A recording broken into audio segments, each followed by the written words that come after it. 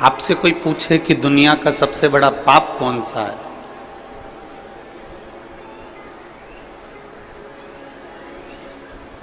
शिव महापुराण की कथा कहती है कि दुनिया का सबसे बड़ा पाप कौन सा है। दुनिया का सबसे बड़ा पाप है अपने आप को कमजोर समझना। यह दुनिया का सबसे बड़ा पाप। आप यदि अपने आप को कमजोर समझ रहे हो कि मेरे से ये नहीं हो सकता, मैं नहीं कर सकता, मेरे बस का नहीं है, तो आप दुनिया के सबसे बड़ा पाप कर बैठे।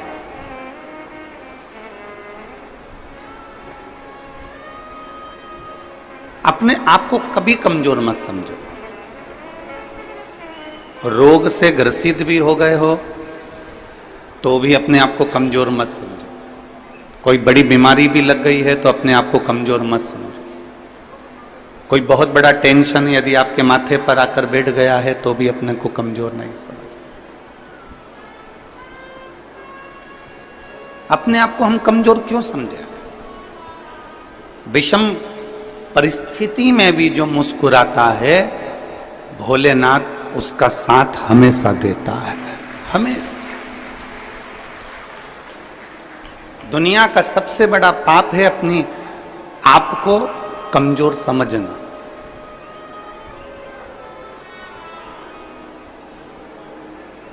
आप अपने आप को जिस दिन कमजोर समझना चालू कर लें तो समझ लेना कि आप पापी हो गए। हम अपने आप को कमजोर क्यों समझे? घर में कई बुजुर्ग माताएं ऐसी रहती हैं, कई बुजुर्ग पिता ऐसे रहते हैं, कई भाई मेरी जीजियां मेरे जीजा लोग ऐसे रहते हैं, कई बेटी बेटा ऐसे रहते हैं जो कहते हैं अब तो हमारा समय आ गया, अब हमारे बस का कुछ नहीं। मतलब अपने आप को तुम कमजोर समझ रहे हो।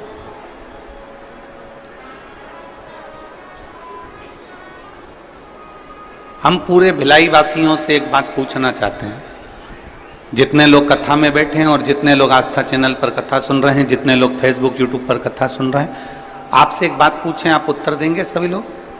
बोलो, जम के बोलो जरा, पक्का?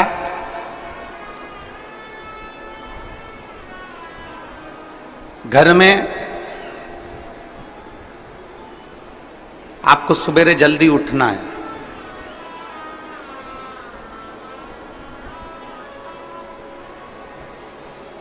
कहीं जाना है, कोई कार्य करना है, आपको जल्दी उठना है, तो आपने अलार्म लगाया।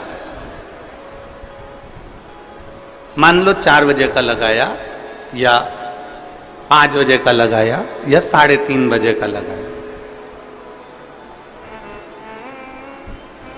आप जितनी देर का, जितने समय का अलार्म लगाते हैं, जितने लोग यहां बैठे हुए हैं, दिल से बोलना कि तुमने 3:30 का अलार्म लगाया, तुमने 4 बजे का अलार्म लगाया, पर सत्य बताओ,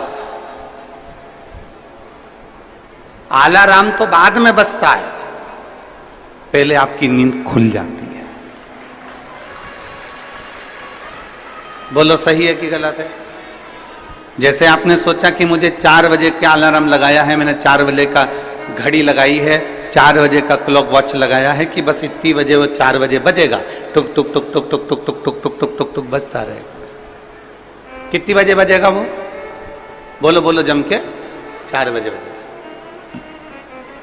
अब अलार्म तुमने 4 बजे का लगाया, उठ गए तुम 3:30 पे, नींद बार बार खुल रही है, घड़ी देख रही, 4 तो नहीं बज गई, फिर थोड़ी देर सो गई, फिर नींद खुली, 3:30 बज गई, फिर नींद खुली, 3:45 हो गया, अभी 10 मिनट और सो लेती हूं, फिर 4 बजे। अलार्म तो बाद में बजा है, उससे पहले तुम्हारी नींद खुल चुकी है। बोलो मेरी छत्तीसगढ़ की जीजिए, सही है कि गलत है? अब तुमने अलार्म भर लिया 4 बजे का, 4 बजे का, 4 बजे का, 4 बजे का, और उठ कितनी बजे रहे हो? 3:30, 3:45, 3:30, 3:45, अलार्म भरा 5 बजे का, उठ कितनी बजे रहे हो? तो वो उठने का समय तुम्हारा जल्दी हो गया।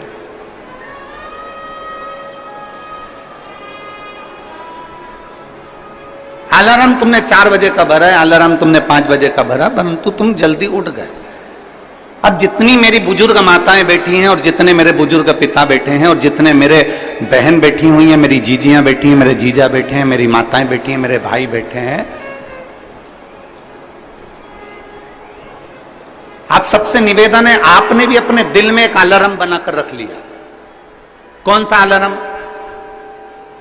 जरा सा पेट दुखा और तुमने अलार्म बना लिया, कहीं मुझे बड़ी बीमारी तो नहीं हो गई, कहीं मुझे कहीं गठान तो नहीं हो गई, कहीं मुझे रोग तो नहीं हो गया, कहीं मुझे ये तो नहीं हो गया। जरा सा छाती में दर्द हुआ, तुमने अलार्म बनाकर रख लिया कि मेरे कोई कहीं ब्लॉकेज तो नहीं हो गया, कहीं मेरे हार्ट में कमजोरी तो नहीं हो गई। थोड़ी सी चलने में हापड़ी भराई तो तुम्हें लग गया कि मुझे कहीं दमे की बीमारी तो नहीं हो गई, मुझे सांस की बीमारी तो नहीं हो गई। याद रखना, 4 बजे का अलार्म लगाया तो 3:30 बजे नींद खुल जाती है। उसी तरह तुम जो दिन भर सोचते हो कि मेरे साथ ये तो नहीं हो गया, वो तो नहीं हो गया, वो तो नहीं हो गया, वो तो नहीं हो गया, तो वो चीज तुम्हारे सामने हो ही जाती है। इसलिए शास्त्र कहता है कि दुनिया का सबसे बड़ा पाप है अपने आप को कमजोर समझना। कभी कमजोर मत समझो, हमेशा अपने आप को बलवान समझो।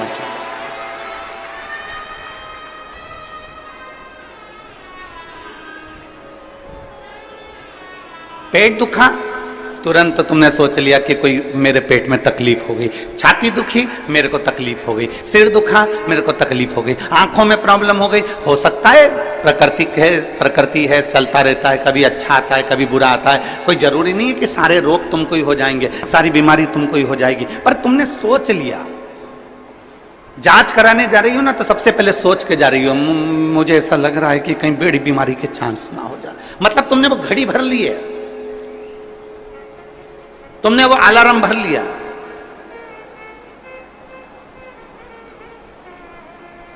पहले का व्यक्ति अलार्म भरता था, पहले का व्यक्ति अलार्म भरता था 100 साल का, 100 साल तक जिंदा रहूंगा। 100 साल का अलार्म भरकर बैठता था कि मैं 100 साल तक जीऊंगा। खूब खाता पीता मौज करता, जाता खेत में काम करता, अपनी फसल लगाता, अपने काम में लगा रहता, अपना गाय बैल भैंस जो भी ये पालना वो पालता। उसने अलार्म लगाया कि मैं 100 साल तक जीऊंगा, तो कम से कम वो 95 साल तक, 90 साल तक, 98 साल तक, 97 साल तक जीवित रहता था। आज का व्यक्ति 60 साल में अंदाजा लगा लेता है कि अब तो मेरे शरीर से नहीं बन रहा, अब तो मेरे को जाना है, तो मालूम पड़े 55 में ही अटैक आता है और निपट जाता है। तुमने अलार्म लगा लिया।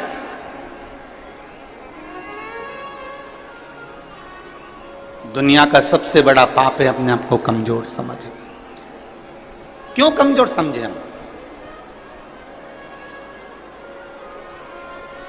आप अपने आप को इतना प्रबल समझिए, आप अपने आप को इतना बोल्ड समझिए कि आपको लगे अगर छोटी मोटी बीमारी आ भी गई तो मैं निपट लूंगी, मैं निपट लूंगा। बोल बम का नारा है। आ गई अगर थोड़ी बहुत तकलीफ आई, थोड़ी बहुत अगर कष्ट आया तो है बाबा बेटा, मेहनत करेंगे, परिश्रम करेंगे, देखा जाएगा। और शंभु शरने मांगू घड़ी रे घड़ी, दुख काटो दया करीने दर्शन आपो। शंभु शरणे पड़ी मांगू घड़ी रे घड़ी, दुख काटो दया करीने दर्शन आपो। आप कमजोर क्यों समझे? आप हिम्मत क्यों हारे? कई माताएं कह देती है हमने 1 बार पशुपतिनाथ का व्रत करा, हमने 2 बार पशुपतिनाथ का व्रत करा, हमने 3 बार पशुपतिनाथ का व्रत करा और हमने, हमारी बाबा नहीं सुन रहा। आपने हिम्मत हार ली, आप अपने आप को हिम्मत हार गए। एक पत्र है,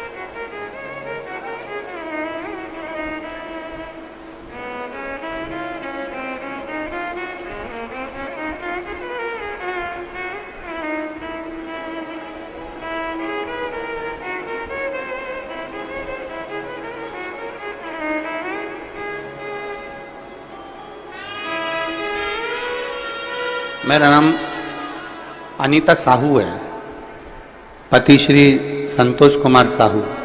डीले कम करो। रामनगर भिलाई की निवासी हूँ। कहीं बैठी हो तो हाथ हिला सकती हैं।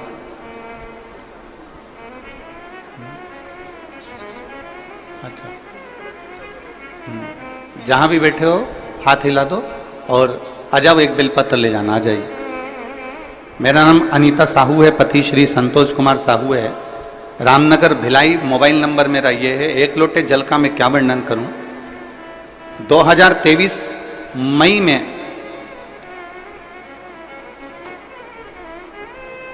अचानक से स्वास्थ्य खराब हो गई। 10 दिन तक मैंने खाना नहीं खाया।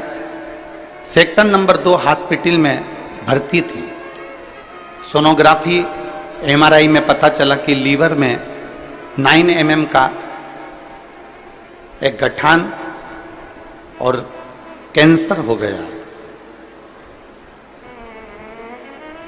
गठान होती ना गुरुजी तो दुख नहीं होता, पर साथ में कैंसर हो गया। उसके बाद मेरे पति ने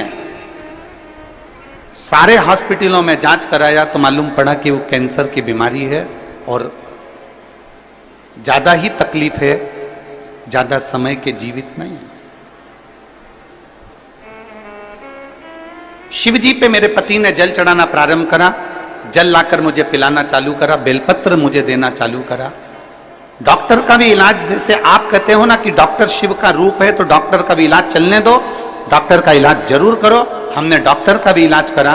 डॉक्टर ने दवाइयां दे दी, पर डॉक्टर का कहना था कि इसका ऑपरेशन सफल हो ना हो वो पता नहीं। अब करें तो करें क्या। डॉक्टर कहते हैं कि अब तो उस ईश्वर पर भरोसा। मेरे पति ने भी आपकी कथा पर भरोसा करा और मैंने भी आपकी कथा पर भरोसा करा। सीहोर गए, रुद्राक्ष लाए, उस रुद्राक्ष को तांबे के कलश में गलाते, उस पानी को शिव जी को चढ़ाकर पीना चालू करा। करते करते 1 महीना पूरा हो गया। 1 महीने के बाद जब हम डॉक्टर को दिखाने के लिए गए तो जो 9 mm की कैंसर की गांठ थी वो 5 mm की हो गई थी। गुरुदेव, जब 5 mm की गांठ हो गई तो डॉक्टर ने भी पूछा कि तुमको कौन सी दवाई लग रही है।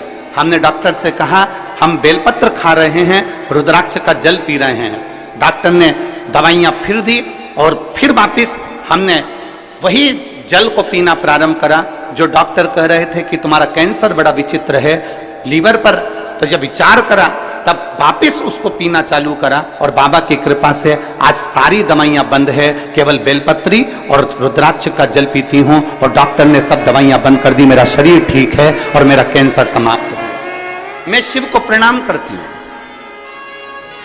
लाइन अच्छी लिखी आप और हम सब गुनगुनाते हैं। शंभु शरणे मांगू घड़ी रे, दुख काटो दया करी दर्शन आपो। एक विश्वास शिव के प्रति जागृत हो।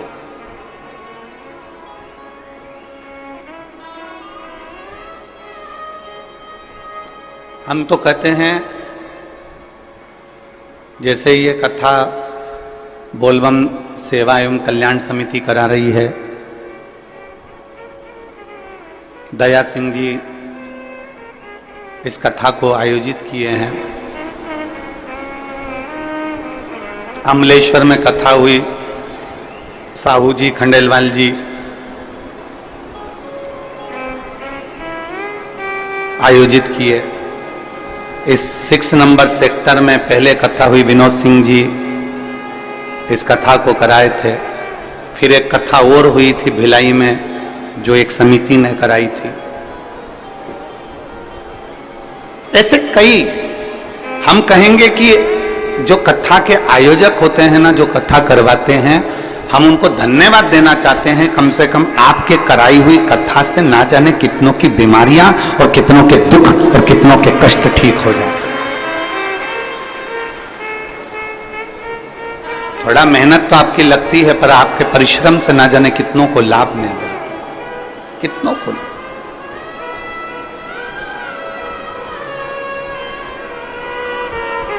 शिव तत्व की प्राप्ति है। शिव महापुराण की कथा, भगवान ओगड़दानी की कथा, भगवान शंकर की कथा। हिम्मत ना हारे। इस बहन ने एक बात लिखी कि मेरे पति और मैं शिव पर से भरोसा समाप्त नहीं करेगा, करेगा तो वही करेगा। शिव पर से हमने भरोसा समाप्त नहीं करा, करेगा तो वही करेगा, करेगा तो ओगड़दानी ही करेगा, करेगा तो मेरा देव अधिदेव महादेव ही करेगा। हमारा विश्वास, हमारा भरोसा हमने प्रबल रखा। और मैंने तेरे ही भरोसे बाबा, तेरे ही भरोसे हवा बिच उड़ती जावांगी बाबा, डोर हटो छड़ी नाम में कटी जावांगी।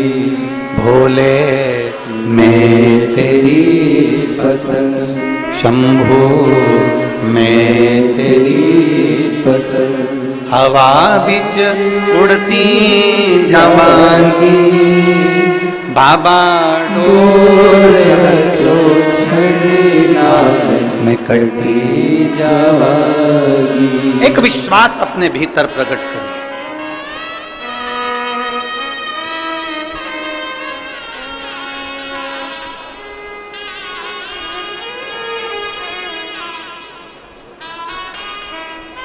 बेटा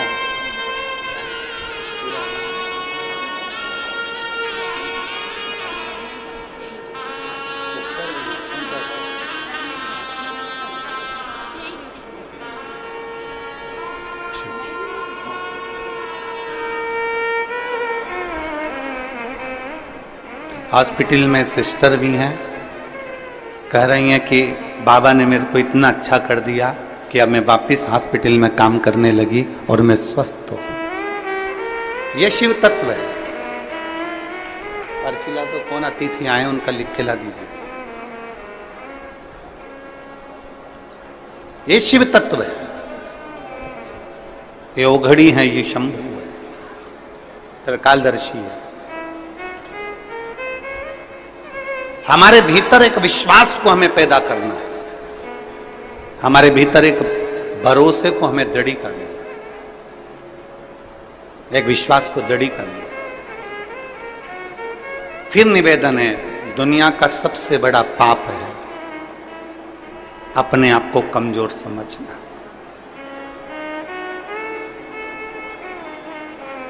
पार्वती मैया जब बाल्यावस्था की थी तब साधना में माता पार्वती जी डूबी रही। सप्तऋषियों ने जाकर समझाया माता पार्वती जी को कि शिव तुम्हें नहीं मिल सकते, भगवान शंकर तुम्हें नहीं मिल सकते।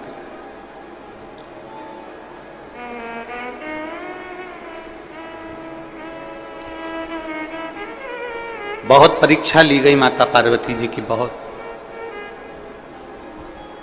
और पार्वती जी की बारंबार परीक्षा ली गई, बार बार परीक्षा ली गई, बार बार परीक्षा ली गई, पर माता पार्वती जी हिम्मत नहीं आ रही। पार्वती जी खुद को कमजोर नहीं समझी। उनको मालूम था कि अगर मैं शंकर को जप रही हूं, मैं शिव को भज रही हूं, मैं भगवान शंकर का गुणगान कर रही हूं, मैं शिव तत्व को जान रही हूं, तो ये पार्वती जी के मन में एक भाव उत्पन्न हो गया था कि मुझे शिव मिलेंगे जरूर, मुझे ओगड़दानी मिलेगा, मुझे मेरा महादेव मिलेगा।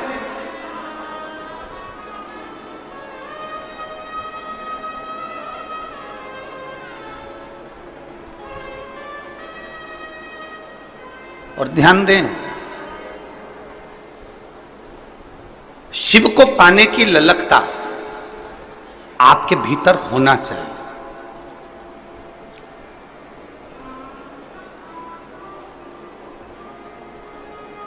हम फिर निवेदन करेंगे कि अपने भीतर एक ऐसा तत्व, अपने भीतर ऐसा समर्पण, अपने भीतर भगवान की अविरल भक्ति को अपने भीतर ऐसा समाहित कर लो कि एक ना एक दिन ऐसा आए कि मेरा शिव तुम्हारे सम्मुख में आकर खड़ा हो जाए और तुम्हारे को दर्शन देकर जाए। इतना अपने आप में बल उत्पन्न कर दो।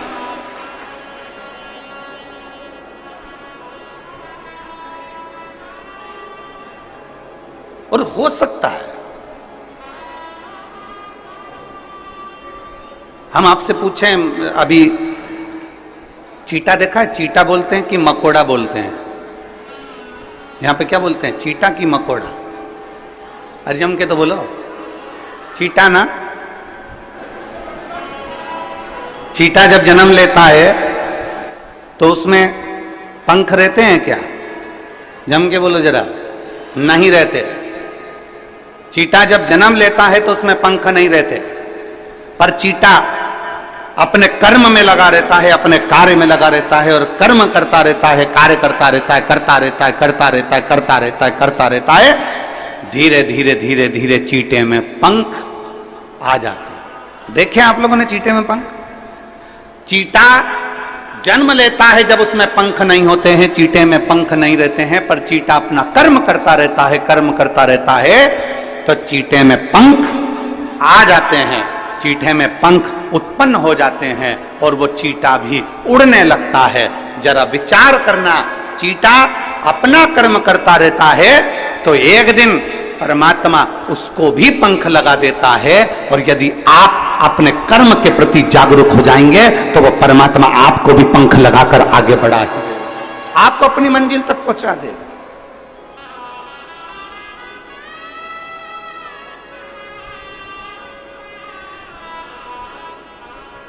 चीटे में पंख नहीं होते, पर धीरे धीरे वो कर्म करता गया, कर्म करता गया, करता गया और उसमें पंख लग गए। कर्म करता गया और उसमें पंख आ गए, वो उड़ने लगा, वो आगे बढ़ने लगा। आप अपना कर्म करिए, जिस कर्म में आप लगे हुए हो प्रबलता से उसमें लगे रहिए, उसमें लगे। जिस कर्म को आप करना चाहते हो उसको कर्म को आप प्रबलता से करते रहिए। एक दिन मेरा परमात्मा भी आपको उड़ान देगा, एक दिन मेरा परमात्मा, मेरा भोलेनाथ भी आपको उन्नति की सीढ़ी पर चढ़ा देगा। आप कर्म के प्रति जागरूक तो रहो। आप कर्म के प्रति जागरूक नहीं और सोचें कि हम बहुत कुछ कर लें, हम बहुत ऊंचे उठ जाएं, हम बहुत आगे बढ़ जाएं, तो शिव महापुराण की कथा कहती है कर्म प्रधान है, आपका कर्म पहले करना है। श्रीमद् भगवत कहती है, श्रीमद् भगवत गीता कहती है, श्रीमद् भागवत कहती है, रामचरितमानस कहती है, विष्णु पुराण कहती है, गर्ग संहिता कहती है, स्कंद पुराण कहती है, नर्मदा पुराण कहती है, लिंग पुराण कहती है। ऐसी कोई पुराण नहीं जो कर्म की प्रधानता नहीं बताती। प्रत्येक पुराण कर्म प्रधान है और प्रत्येक पुराण कहती है कि आप अपने कर्म में जागरूक रहिए, आप अपने कर्म में प्रबलता बनाकर रखिए।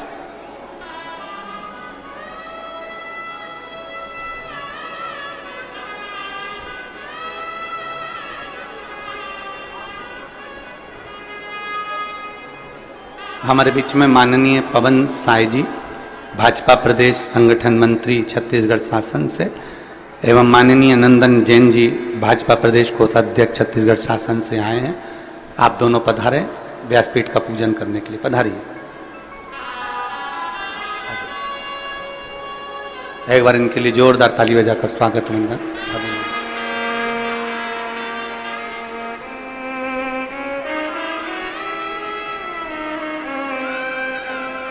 एक चीटे में भी पंख आ सकते हैं,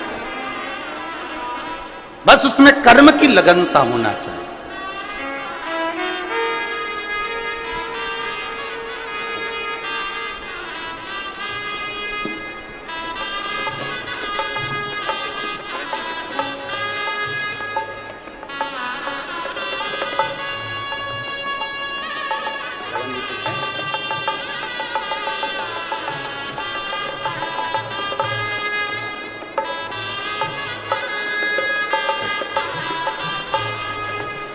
एक अपनी कर्म की लगनता प्रबल होना चाहिए।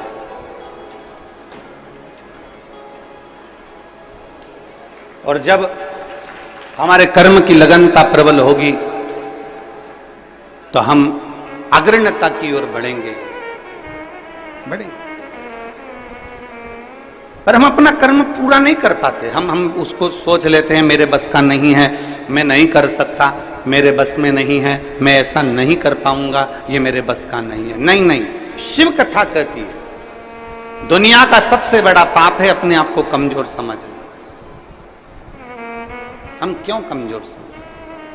और मैंने तेरे ही भरोसे बाबा, तेरे ही भरोसे हवा बिच उड़ती जावांगी बाबा, डोर हथों छकीना में कटी जावांगी। भोले मैं तेरी पतंग, शंभो मैं तेरी पतंग। माता पार्वती जी ने अपना तप किया, अपनी साधना करी, अपना लक्ष्य नहीं छोड़ा। आप अपना लक्ष्य क्यों छोड़ते? लगे रहो, थोड़ा समय लगेगा, सुनेगा। एक पत्र है,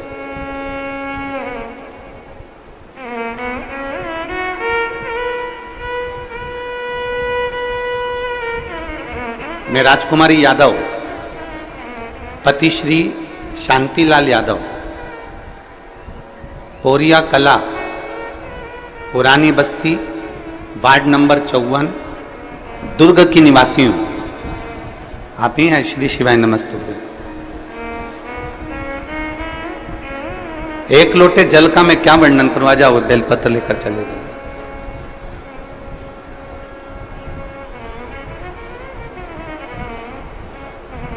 पशुपतिनाथ के व्रत का मैं क्या वर्णन करूं गुरु जी?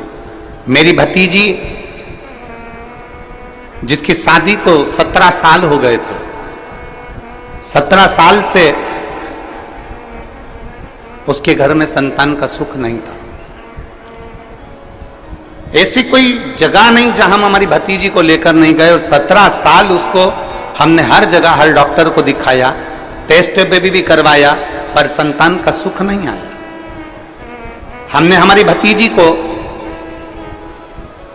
पशुपतिनाथ का व्रत का वर्णन किया और उसको सफेद आंकड़े की जड़ का वर्णन किया। मेरी भतीजी ने 3 बार पशुपति व्रत करे पर संतान का सुख नहीं आया। चौथी बार पशुपति व्रत करे पर संतान का सुख नहीं आया। तब मेरी भतीजी ने सोच लिया कि अब मैं पशुपति व्रत भी नहीं करूंगी, अब मैं शिव को नहीं मानूंगी। तब उसके पति स्वयं कहे कि तू एक बार और कर।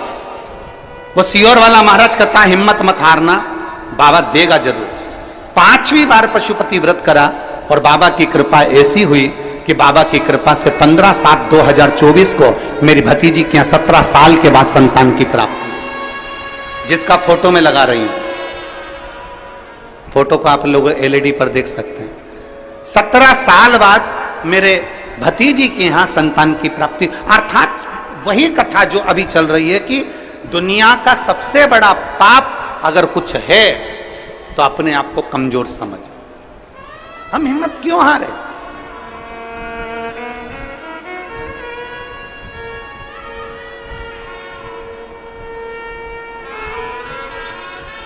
क्यों हिम्मत हारे?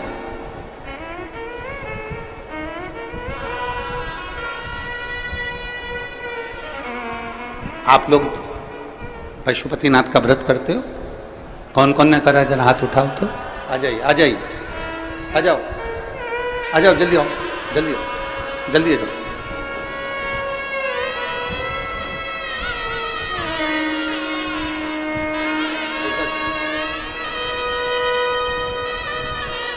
बधाई आपकी भतीजी को बधाई।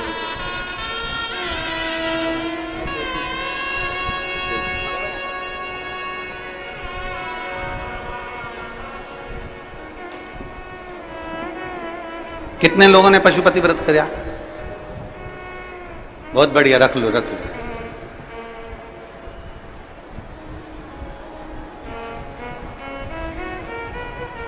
कई व्रत करने वाली माताएं, मेरी जीजी, मेरे जीजा, मेरी बेटियां, मेरे बेटे ऐसे हैं जिनका बाबा ने सुन भी लिया। और कई ऐसे भी हैं जिन्होंने 1 व्रत 2 व्रत 3 व्रत करे होंगे और बाबा नहीं भी सुने।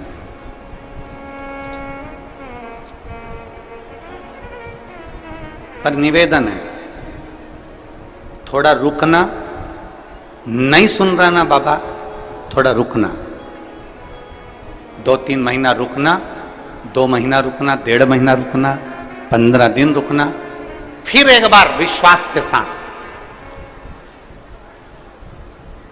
फिर एक भरोसे के साथ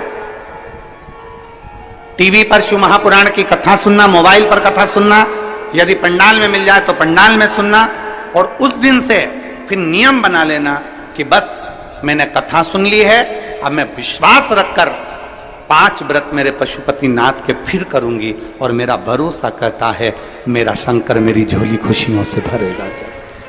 फिर विश्वास।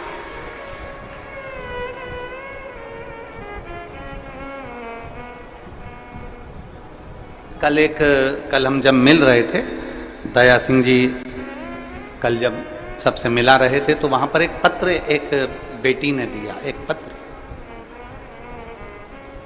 उस पत्र को तो हम यहां लेकर नहीं आए, कक्ष में होगा। उस पत्र में एक बेटी ने लिखा कि हम जिस गांव में रहते हैं,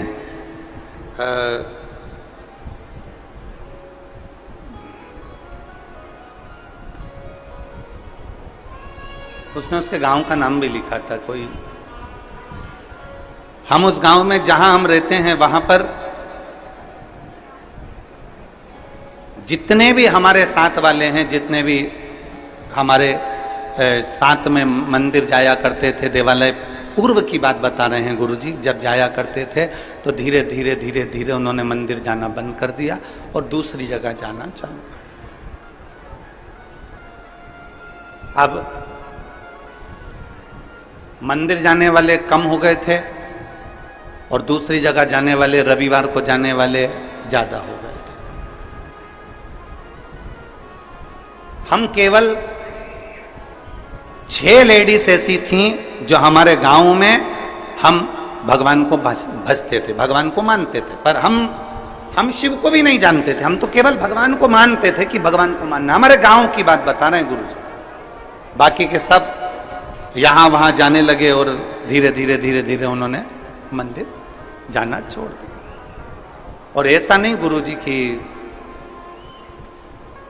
कोई साधारण लोग हों और वो मंदिर छोड़ दिए हों, बहुत बड़े बड़े लोग मंदिर को छोड़कर दूसरी जगह जाने लगे। गुरुदेव,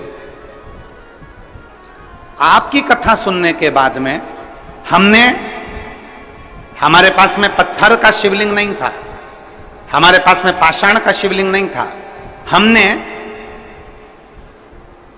कंक्रीट, सीमेंट, गिट्टी का एक शिवलिंग बनाकर तैयार करा और उसी की हमने जलाधारी बनाकर तैयार करी और उसको हमने एक वृक्ष के नीचे रख दिया और हम रोज शिव जी के मंदिर जाना, शंकर को जल चढ़ाना चालू कर दिया। हमारे उस मंदिर में नंदी नहीं है, उसने उसका फोटो भी लगाया। उस शंकर का कंक्रीट का शिवलिंग बनाकर, कंक्रीट की जलाधारी बनाकर उस पर हमने कलर पोत दिया और हम जाना चालू कर दिए। गुरुजी, हमने आपकी कथा को टीवी पर लगाकर उसकी आवाज तेज कर कर हमने बाहर लोगों को, जाते आते लोगों को सुनाना चालू करी। आज हमें प्रसन्नता इस बात की है कि वो पेड़ के नीचे का जो कंक्रीट सीमेंट का शिवलिंग है वहां पर भी लोगों की भीड़ होने लगी और लोग अब अपने धर्म की ओर मुड़ने लगे। ये आपकी प्रबलता है, ये आपकी प्रबलता, ये आपका विश्वास है, ये आपका भरोसा है। अब उसने पत्र जो लिखा, उस पत्र में ये सब चीज तो अपनी जगह पर है, उस पत्र में उसने जो लिखा, वो पत्र का लिखा हुआ आपके सम्मुख में, वो पत्र में उस बेटी ने लिखा कि गुरुजी, हम सीमेंट का बना हुआ, कंक्रीट का, पत्थर का, हमारे पास में पाषाण का शिवलिंग नहीं, पत्थर का शिवलिंग नहीं, हमारे पास में हमारे कंक्रीट का, हमारे वो सीमेंट और गिट्टी का शिवलिंग जो हमने बनाया है। अब आप हमें ये बताएं, क्या हम उस पर जल चढ़ाते हैं, हम उसकी पूजन करते हैं, तो क्या हमको शंकर जी के शिवलिंग का पुण्य मिलेगा? क्या हमें शंकर भगवान के शिवलिंग का पुण्य मिलेगा? अब मैं उस जीजी को एक बात कहना चाहता हूं। आपके मन में भी यह प्रश्न पड़ा होगा, क्या वो कंक्रीट का शिवलिंग का पुण्य मिलेगा?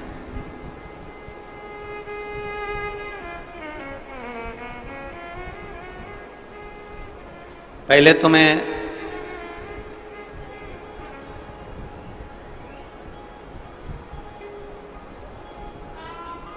जितने ग्रामीण क्षेत्रवासी हैं और जिनके यहाँ शंकर का शिवलिंग नहीं है और वो चाहते हैं कि हमारे यहाँ शंकर का शिवलिंग विराजमान हो और हमारे गांव के लोग उस पर जल चढ़ाएं, तो मैं तो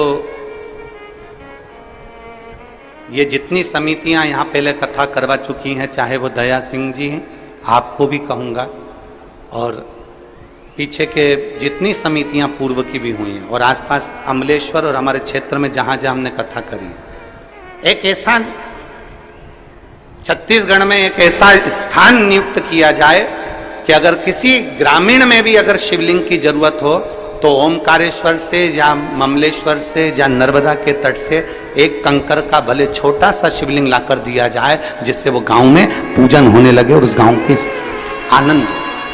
हम दया सिंह जी आपको भी कहेंगे, ये आने वाले समय में इस चीज की व्यवस्था होना चाहिए, और जितने प्रयास बनेगा हमसे भी, इस शरीर के द्वारा जितना प्रयास बनेगा, जितने शिवलिंग हम भेज सकते हैं उतने शिवलिंग भी हम भेज देंगे। बहुत प्रयास करेंगे जिससे गांव गांव में आज लोग जो धर्मांतरण हो रहा है, गांव गांव में लोग इधर उधर भटक रहे हैं और इधर उधर जा रहे हैं, वो सब बचकर भगवान शंकर की शरण में जाना प्रारंभ करें। ऐसा प्रयास किया, साधुता, बहुत बहुत। अब प्रश्न यहां अड़ गया कि वो सीमेंट का, वो कंक्रीट का शिवलिंग पर हम जल चढ़ाएंगे, वो कंक्रीट के शिवलिंग पर हम जल चढ़ाते हैं, वो कंक्रीट के उस सीमेंट के शिवलिंग पर हम जल चढ़ाते हैं, तो क्या हमें वो पुण्य मिल सकता है? तो मेरा उस जी से निवेदन है, एक बहुत सुंदर कथा हमारी शिव महापुराण में आती है, एक बहुत सुंदर कथा हमारे यहाँ हमें सुनने को मिलती है, आप उस कथा का स्मरण करिएगा। भानु नाम का एक छोटा सा बच्चा था, बहुत छोटा सा बच्चा, भानु नाम था। पिता थे नहीं, मां अकेली, पिता नहीं है, अकेली मां है, और वेधव्य मां अकेली।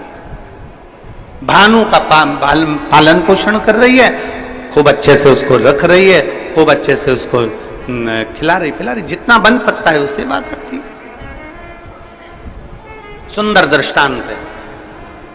वो बेटी अगर यहां बैठकर कथा सुन रही हो या टीवी पर कथा सुन रही हो कि कंक्रीट के शिवलिंग को हमने बना दिया और पूरा गांव वहां जाना चालू कर दिया, तो क्या उसका पुण्य मिलेगा कि नहीं मिलेगा? हमको हमारे खाते में पुण्य जाएगा कि नहीं जाएगा? वो बात मूल है।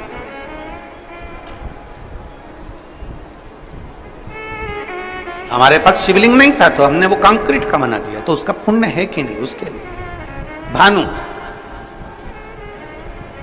भानु की मां उसका पालन पोषण कर रही है। घर में इतना वैभव नहीं है, घर में इतना धन है।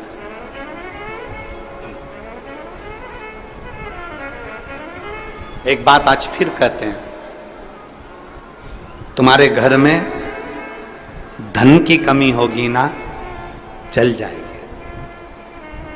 धन की कमी होगी तो बच्चा बचपन में रोएगा, धन की कमी होगी तो बच्चा खिलौने के लिए रोएगा, धन की कमी होगी तो बच्चा कपड़े के लिए रोएगा, धन की कमी होगी तो बच्चा गाड़ी के लिए रोएगा।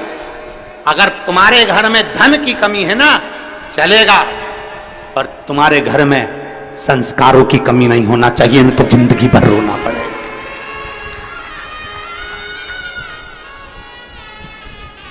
घर में अगर धन की कमी है तो चल जाएगा, 2 रोटी कम खाओगे, रूखी खाओगे, सूखी खाओगे, चल जाएगा, बचपन निकल जाएगा, जवानी निकल जाएगी, पर संस्कारों की कमी नहीं होना चाहिए।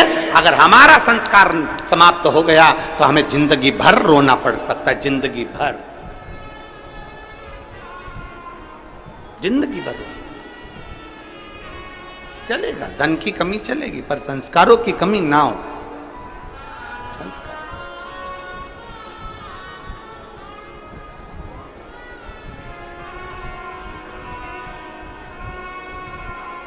और जितना बन सकता है अपने संस्कारों में कोई कमी ना है।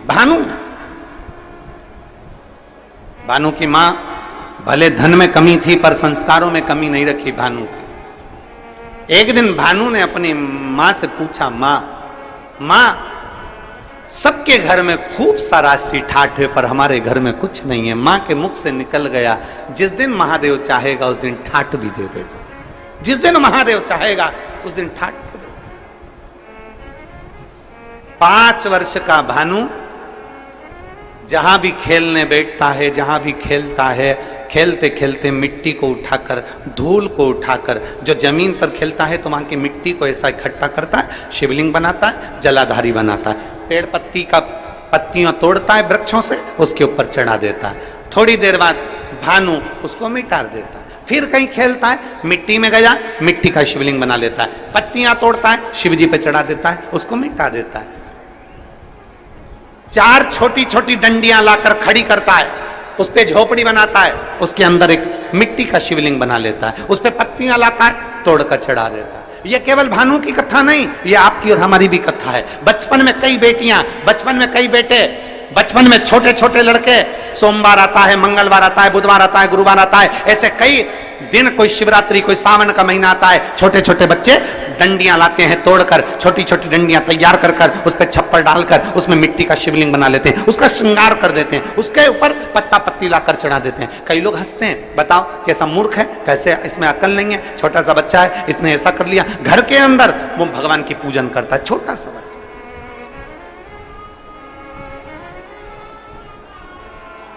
और मेरा विश्वास कहता है यहाँ छत्तीसगढ़ की जितनी मेरी जीजियां बैठी हैं, जितने मेरे जीजा बैठे हैं, जितने मेरे बेटा बेटी बैठे हैं, इन्होंने भी बचपन में जरूर मिट्टी उठाई होगी, उसको ऐसा करा होगा। आटे की लोई उठाई होगी, लोई को उठा के ऐसा ऐसा करके शिवलिंग बना लिया होगा, आटे की लोई का।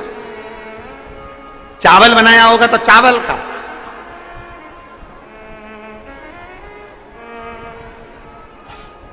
बोलो बोलो, सही है कि गलत है? बचपन में खेलते समय मिट्टी का, धूल का, पत्थर का, आटे का, जो मिल जाता था उसका हम शिवलिंग कई बार बना लेते थे। कितना सुंदर कहा इस दृष्टांत के अंदर कि भानु मिट्टी का शिवलिंग बनाता, मिटा देता, जो मिल जाता उसको, धूल मिल जाती धूल का बनाता, मिटा देता।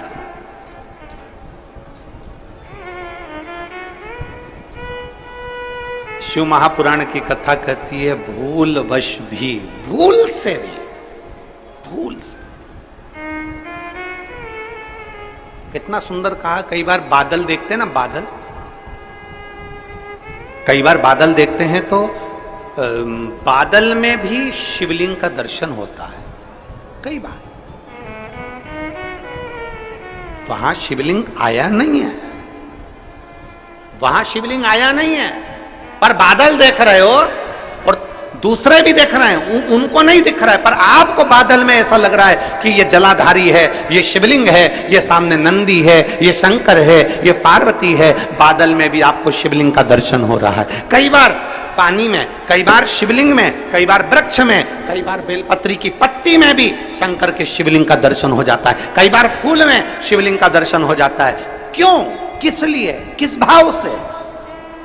तो हमारे यहां दृष्टांत सागर कहता है, अगर तुम्हारी नेत्रों से तुम्हें बादल में, जल में, थल में, पाषाण में, मिट्टी में, धूल में भी अगर भूल से भी तुमने शिवलिंग का निर्माण करा है या दर्शन करा है, तो तुम्हें तुम्हारे खाते में एक शिवलिंग के निर्माण का पुण्य तुम्हारे खाते में जुड़ जाता है और उसका फल तुम्हें मृत्यु के पहले प्राप्त जरूर होता है।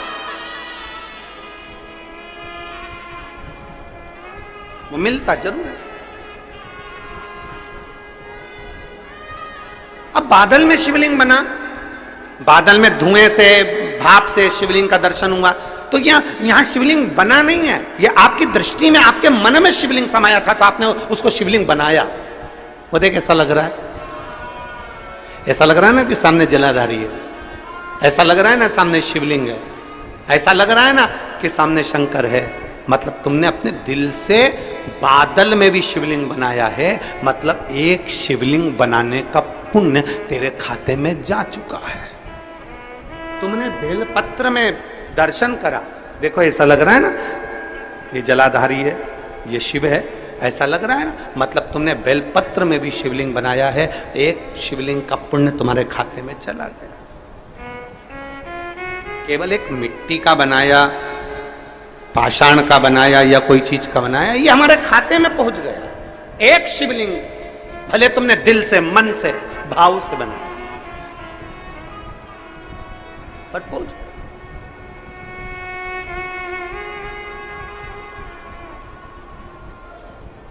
निर्माण अपने दिल से किया गया। महाराज कितना सुंदर कहा किसी ने कि आर्थिक स्थिति ठीक हो ना हो, आर्थिक स्थिति ठीक हो ना हो चलेगा, पर मानसिक स्थिति ठीक होना चाहिए तो जिंदगी सार्थक हो सके। आर्थिक स्थिति ठीक हो ना हो चलेगा, पर मानसिक स्थिति ठीक होना चाहिए। घर में धन तो बहुत बढ़ गया, आर्थिक स्थिति ठीक हो गई, पैसा पैसा हो गया, पैसा पैसा हो गया, और मालूम पड़े बच्चे गलत संगत में पड़े हैं, बेटी गलत संगत में पड़ी, बेटा गलत संगत में पड़ा, परिवार गलत संगत में पड़ा। हम पहले भी एक बार कथा में कहे थे, आज फिर कहते हैं, कुत्ता पाला तुमने, किसने पाला? तुमने। कुत्ते को चेन बांधी तुमने, कुत्ते को पट्टा बांधा तुमने, कुत्ते को भोजन कराया तुमने, कुत्ते को स्नान कराया तुमने, कुत्ते को इत्र लगाया तुमने, कुत्ते को अच्छा अच्छा खिलाया तुमने, कुत्ते को घुमाने ले गए तुम, कुत्ते से प्रेम करा तुमने। और जरा विचार करिए, तुम्हारा ही पालतू कुत्ता एक दिन तुम कोई काट खाए तो तुम्हें कैसा लगेगा? बोलो जल्दी बोलो, अरे बोलो तो, अच्छा लगेगा? तुम्हारा ही पालतू कुत्ता तुम्हें काट खाए, अच्छा नहीं लगता। उसी तरह धन कमाया तुमने, पैसा कमाया तुमने, दिन रात एक करा तुमने, पैसे के लिए पूरी जिंदगी दौड़े तुम, कमा कमा के लाए तुम, और वही पैसा घर में आया और तुम्हारा बेटा मदिरा पान में, तुम्हारा पति मदिरा पान में, जुए में, वेश्यावृत्ति में, गलत काम में अगर लग गया तो जरा विचार करो कि तुम्हारा कुत्ता ही पालतू तुमको काट गया। तुम्हारा पालतू कुत्ता तुम्हें काट गया। जरा विचार करिए, तुम्हारे कमाए धन को अगर तुम वेश्यावृत्ति में लगा रहे हो, तुम्हारे कमाए धन को तुम जुए में लगा रहे हो, तुम्हारे कमाए धन को तुम मदिरा में लगा रहे हो, तुम्हारे कमाए धन को तुम गलत जगह पर लगा रहे हो, तो समझ लेना कि तुम्हारा पालतू कुत्ता तुम्हें काट रहा है। तुम्हारा कुत्ता तुम्हें काटे ये अच्छी बात नहीं है।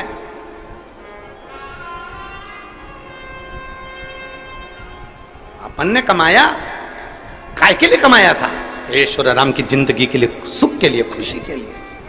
आर्थिक स्थिति ठीक है कि नहीं हमें उससे मतलब नहीं, पर मानसिक स्थिति ठीक होना चाहिए। घर में धन बहुत है, खूब पैसा है, एक भाई उधर एक भाई इधर, घर में खूब पैसा है, जेठानी एक दूसरे से बात ही नहीं कर रही, देवरानी बोली नहीं रही, ननंद आती तो मुंह फूला रहता, नंदोई आते तो आंस लेकर आते कि कहीं मिल जाएगा। आर्थिक स्थिति तो ठीक है, पर मानसिक स्थिति ठीक नहीं है।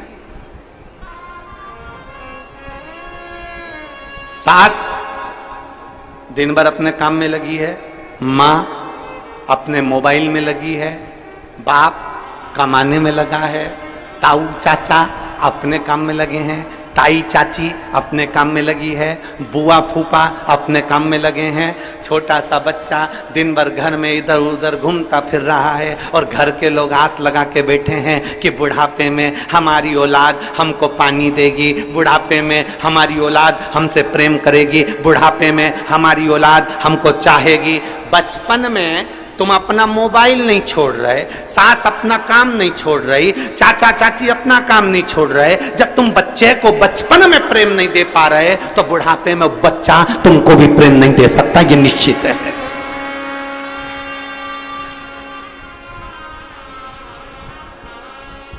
सवेरे 7 बजे का बच्चा स्कूल जाता है, कितनी बजे स्कूल जाता है? बोलो बोलो, तुम बोलो। 6 बजे, 7 बजे बच्चा स्कूल जाता है, 8 बजे स्कूल जाता है। कितनी बजे आता है? बोलो बोलो, जम के बोलो। है 1-2 बजे आता है।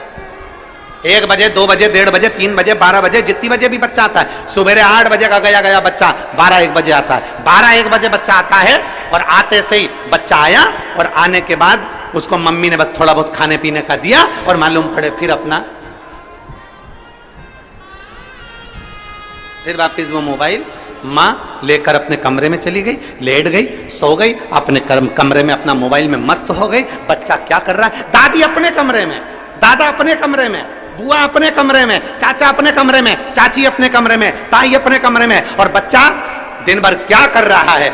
अभी आया वो स्कूल से, थोड़ा माँ का फर्ज बनता है, थोड़ा दादी का फर्ज बनता है, थोड़ा चाची का फर्ज बनता है, थोड़ा ताई का फर्ज बनता है, थोड़ा बुआ का फर्ज बनता है कि घर के पुरुष अगर कमाने के लिए गए हैं तो घर की स्त्री उनके पास बैठकर उनकी शिक्षा का अध्ययन पूछे, क्या पढ़ा, कैसा रहा, स्कूल में किसी ने कुछ कहा तो नहीं, कोई मारा ठोकी तो नहीं, कोई गलत काम तो नहीं, कोई गलत विचार तो नहीं। बच्चा जब गलत कर आता है तब चिल्लाते हो, पर जब जरूरत है बच्चे को कि क्या कर रहा है क्या नहीं कर रहा, आपका मोबाइल एक तरफ पटक कर थोड़ी देर बच्चों को प्रेम देने का प्रयास करो। आपका घर एक तरफ रखकर बच्चों को थोड़ा स्नेह देने का प्रयास करो। जब वो बच्चा 3-4 बजती है, कोचिंग चले जाता है, ट्यूशन चले जाता है, शाम को आता है, सोने का समय हो जाता है, आपको समय देते कहाँ बच्चों को? आप अगर अपने बच्चे को प्रेम से आधा घंटा भी दोगे तो ये निश्चित है तुम्हारे बुढ़ापे की घड़ी में बच्चा भी तुमको 1 घंटा देगा। आप अपने बच्चों को दे कहां रहे हो? आप अपने बच्चे को प्रेम कहां दे पा रहे हो? और आस लगा के बैठे हो मेरी बहू आएगी, गरम रोटी खिलाएगी। अरे ओ भिलाई वाली, आज की बहू आएगी,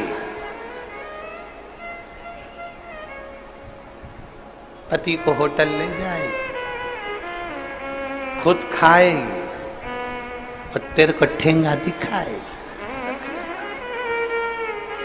आस मत रखिए।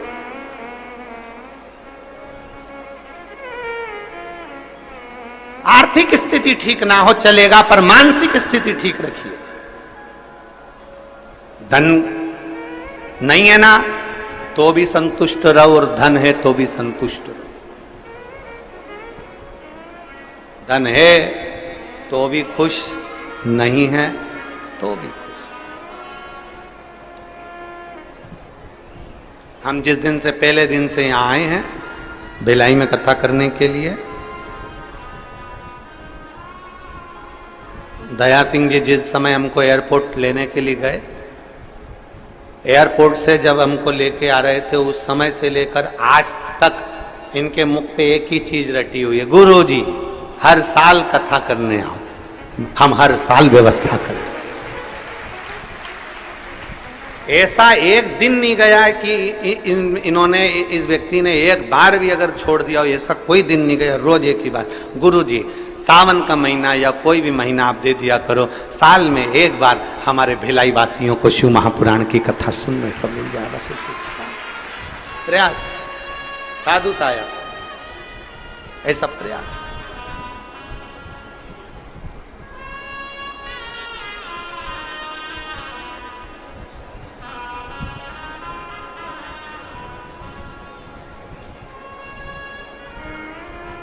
एक आस तुम्हारी है,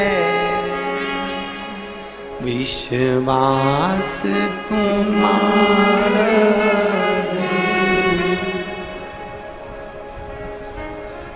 भोले बाबा सुन भी लो ये मेरी कहानी, बड़ी दूर किनारा है, कश्ती भी पुरानी है, बड़ी दूर किनारा है, कश्ती भी पुरानी है, भोले बाबा सुन भी लो।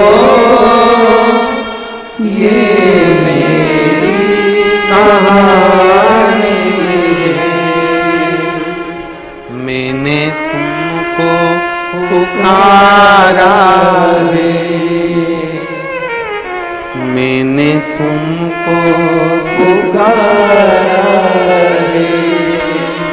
भोले बाबा सुन भी लो ये मेरी कथा। घर में टीवीओं पर अगर कथा आए तो भले सुनो चाहे नहीं सुनो, 5-10 मिनट उस टीवी को चालू कर छोड़ा करो, जिससे वो शिव महापुराण के शब्द हमारे घर के वातावरण को शुद्ध करें, हमारे घर के वातावरण को शुद्ध करें।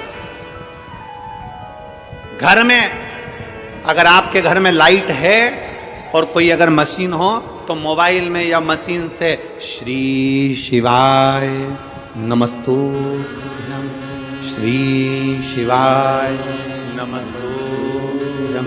सुबह के समय 2 मिनट 5 मिनट या रात्रि को सोने से पहले 5 या 7 मिनट सुन लिया करो, सुनो, श्रवण करो,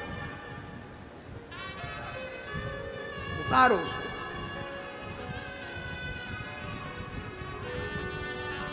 अपने भीतर उतारने का प्रयास।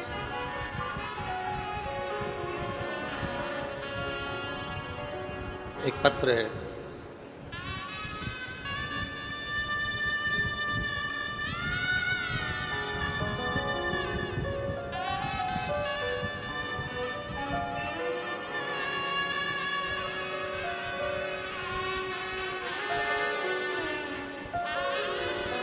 मेरा नाम दत्तात्रेय चौहान है, मैं पूना से आया हूँ। मेरा नाम दत्तात्रेय चौहान पूना से हैं। कहीं बैठे हो आप ही हैं? आ जाइए, एक बेलपत्र ले जाइए, आ जाइए। मेरा नाम दत्तात्रेय चौहान है, मैं पूना से आया हूँ। मेरा मोबाइल नंबर ये है। एक लोटे जल का मैं क्या वर्णन करूँ गुरुदेव, रुद्राक्ष का मैं क्या वर्णन करूँ गुरुदेव। मेरी पत्नी वर्षा चौहान मई 2024 में अचानक से पागलों जैसी हरकत करने लगी। हम सब डर गए, हमें कुछ समझ में नहीं आ रहा था कि क्या करें। हमारे पास इतने पैसे भी नहीं थे कि हम कोई बड़े हॉस्पिटल में उसको लेकर जाएं, और डर ये भी लग रहा था कहीं इसको कहीं पागलों के हॉस्पिटल में या कहीं जमा ना कर दें, इसलिए हम उसको लेकर ना गए। तब हमने मोबाइल पर देखा कि आपकी कथा छत्रपति संभाजी नगर में चल रही है। हम वहाँ डॉक्टरों को दिखाने के लिए आए, पुणे भी दिखाया, सब दूर दिखाया, पर उन्होंने बताया कि ब्रेन में एक नस दब गई है जिसके कारण ये पागलों जैसी हरकत कर रही है। अब उसका ब्रेन खोलना, नस को वापिस सेट करना, मतलब वापिस ये चल पाएगी नहीं चल पाएगी, कोमा में चली जाएगी, कोई भरोसा नहीं था। तब हमने, डॉक्टर बार बार दवाइयाँ देते पर उससे कोई फर्क नहीं पड़ता, समय निकल गया।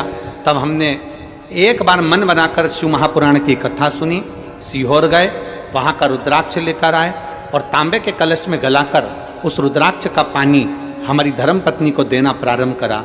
आज मैं बाबा को धन्यवाद देने के लिए आया हूँ कि मेरी धर्मपत्नी पूर्ण तरह से स्वस्थ हो गई है। मैं बाबा को यहाँ प्रणाम करने के लिए आया हूँ। एक लाइन अच्छी लिखी है,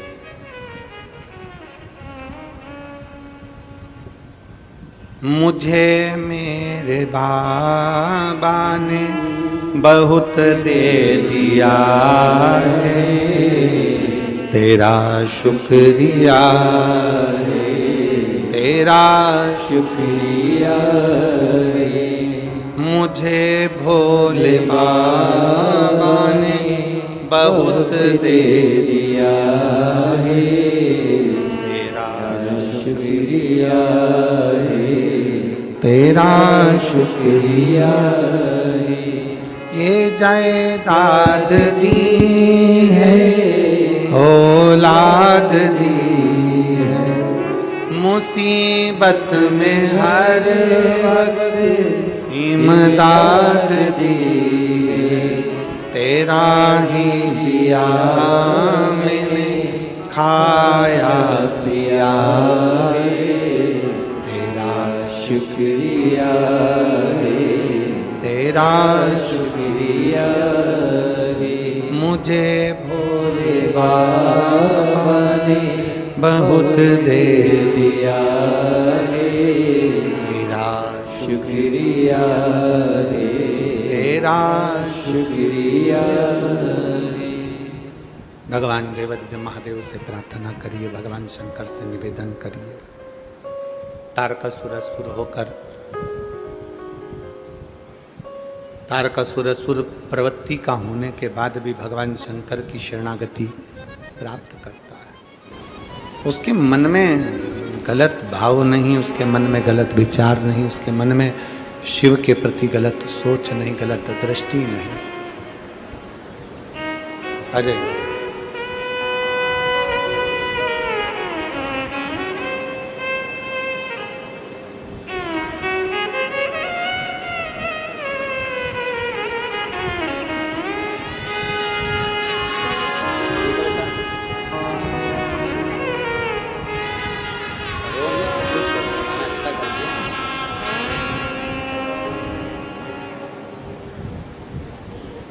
शिव तत्व की प्राप्ति हो। तारकासुर ये चल रहा है बक्से। तारकासुर असुर होकर भी भगवान शंकर की भक्ति को नहीं छोड़ता। तारकासुर असुर होकर भी भगवान शंकर की अविरल भक्ति को नहीं त्यागता। शिव भक्ति में रमा हुआ है, शिव भक्ति में लगा हुआ है, शिव भक्ति में तल्लीन है। शंकर का कोई द्रोही नहीं, शिव का कोई दुश्मन नहीं।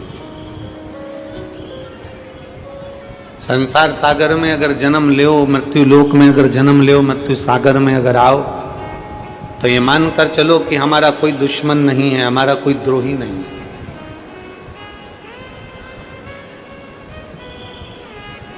हम अगर दूसरे के प्रति समर्पण का भाव रखते हैं तो जरूर हमारे लिए भी हमारा भोलेनाथ कुछ न कुछ अच्छा सोच कर रखता।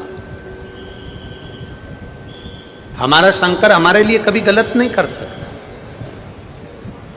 हमारा शिव हमारे लिए कभी गलत नहीं करेगा। अपने मन को पवित्र बनाने का प्रयास करें, अपने हृदय को, अपने चित्त को श्रेष्ठ बनाने का प्रयास करें।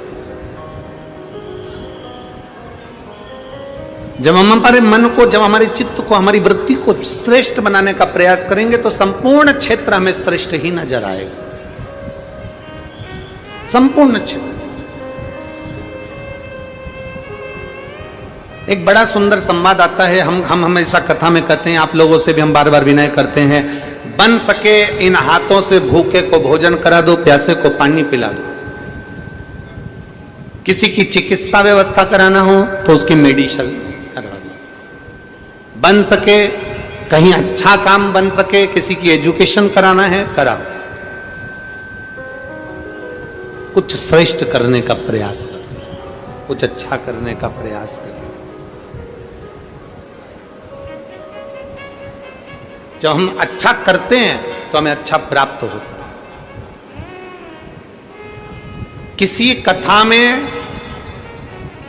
कोई व्यासपीठ पर महाराज ये नहीं बोलेगा कि अपने साथ आना तो 2 पानी की बोतल लाना। सुना है किसी की कथा में कभी तुम लोगों ने?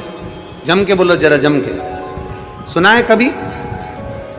किसी कथा में कोई महाराज, कोई कथाकार, कोई संत, कोई बाबा ये नहीं कहेगा कि कथा में आना तो 2 पानी की बोतल लाना।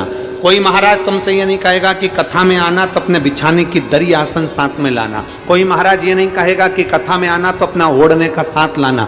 कोई महाराज ये नहीं कहेगा कि कथा में आना तो अपने साथ एक छाता जरूर लाना। केवल शिव महापुराण की कथा कहती है कि अपने साथ 2 पानी की बोतल लेकर चलो। क्यों? एक बोतल मेरे अपने लिए और दूसरी बोतल मेरे अड़ोसन पड़ोसन और धड़ोसन के लिए जो पास में बैठा है उसके। क्यों? किस लिए? हम अगर भूल से भी किसी प्यासे को अगर शिव महापुराण की कथा में कोई शिव भक्त है, कोई शंकर का भक्त है, उसका मुख झूठा करा देते हैं तो जरूर उसका फल हमें प्राप्त जरूर। एक बड़ा सुंदर संवाद शिव महापुराण के अंदर बताता है। एक गांव में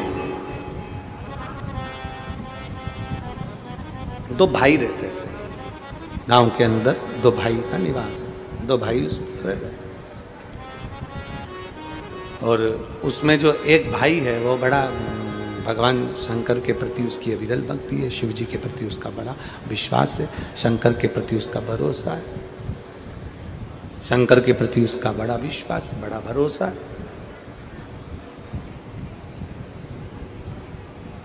और दूसरे नंबर का जो भाई है, दूसरे नंबर का जो उसका भाई है, वो इतना भरोसा नहीं करता था, विश्वास नहीं करता था, उसकी दृढ़ता इतनी नहीं, उसका भरोसा इतना नहीं।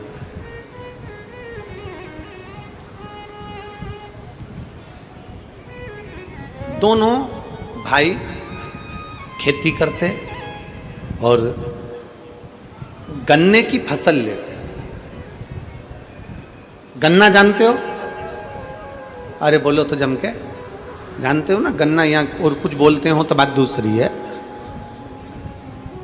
शुगर, चीनी का जो ईख भी कई लोग बोल देते हैं उसको, ईख, गन्ना।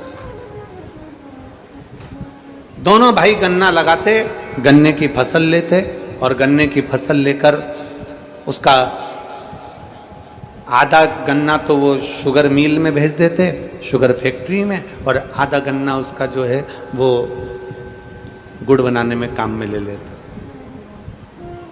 दोनों भाई। समय निकलता गया, निकलता गया, निकलता गया और दोनों भाई खूब अच्छे से अपना जीवन जी रहे, खूब अच्छे से अपने जीवन का यापन कर रहे। दोनों भाई खूब अच्छे से अपनी जिंदगी जी रहे। दोनों भाई अपने जीवन को, अपनी जिंदगी को बहुत श्रेष्ठता में जी रहे, बहुत श्रेष्ठ।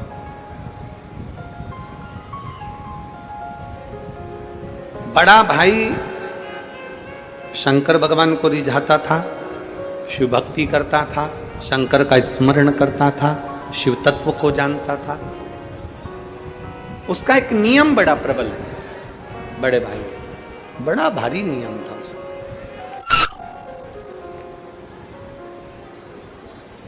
उसके दरवाजे पर अगर कोई भूलवश शिव भक्त आ जाता, उसके दरवाजे पर कोई शंकर का भक्त पहुंच जाता, उसके दरवाजे पर अगर कोई शिव भक्त आ जाता तो वो उसको बिना गन्ने का रस पिलाए भेजता ही नहीं।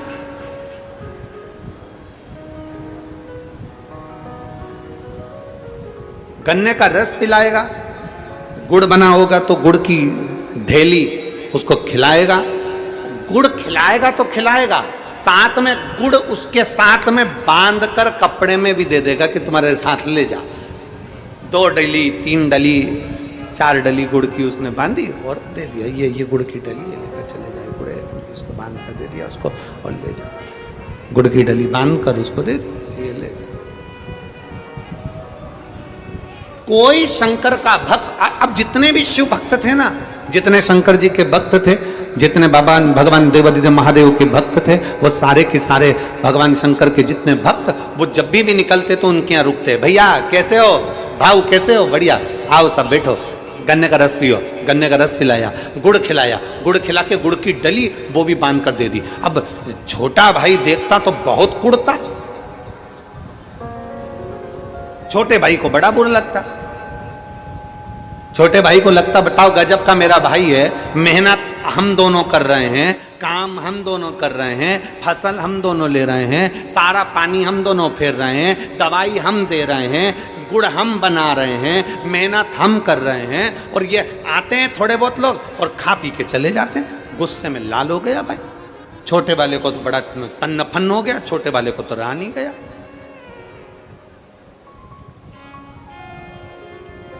छोटे वाले से रह नहीं जाता, छोटे वाला तन्नोपन्न करता। उसके मन में आया कि ये सब भैया कब तक खिलाते रहेंगे, भैया कब तक देते रहेंगे। बड़ा भाई छोटा भाई फसल लेता, इतनी अच्छी फसल आती, इतना गुड़ बनता, इतनी शक्कर इतनी चीनी बनती, खूब आराम से अपनी जिंदगी जीते खूब। एक दिन छोटे भाई को लगा कि मेरा शंकर जी का भगत भैया ये शंकर जी के मंदिर में जाए तो शंकर जी के मंदिर में गुड़ चढ़ा करा जाए, ये शंकर जी के मंदिर जाए तो गन्ने का रस चढ़ा करा जाए, ये शंकर जी के भगत होना है तो खूब खिलाए पिलाए। अब एक काम करता हूं, अब की बार फसल लेंगे, तैयारी पूरी कर लेंगे, फसल आएगी तो मैं मेरे भैया को तीर्थ भेज दूंगा।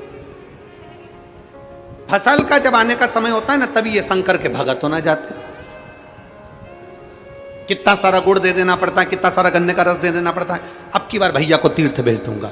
अब वापिस फसल आई, छोटे भाई ने देखा पूरी फसल आ गई, दोनों भाइयों ने मिलकर लगा ली, फसल आने का समय आ गया, गुड़ बनाने का समय आ गया, गन्ना काटने का समय आ गया, शुगर मिल में गन्ना भेजने का समय आ गया। तो छोटे भाई ने अपने बड़े भाई के पांव दबाते दबाते कहा, भैया मेरा मन है, आप अभी तक कोई तीर्थ नहीं गए हो, भैया आप तीर्थ चले जाओ, अब की बार फसल में काटूंगा, शुगर मिल में भेजूंगा, शुगर फैक्ट्री में मैं भेजूंगा, गुड़ में बनाऊंगा, आप चले जाओ, आप तीर्थ करिए। बड़े भाई ने कहा नहीं, फसल सामने आई हुई है तो मेरे को तो मेहनत करना पड़ेगी ना, अपन दोनों किसानी करते हैं दोनों को। नहीं नहीं भैया आप चले जाओ, मैं हूं ना, मेरे पे भरोसा नहीं किया।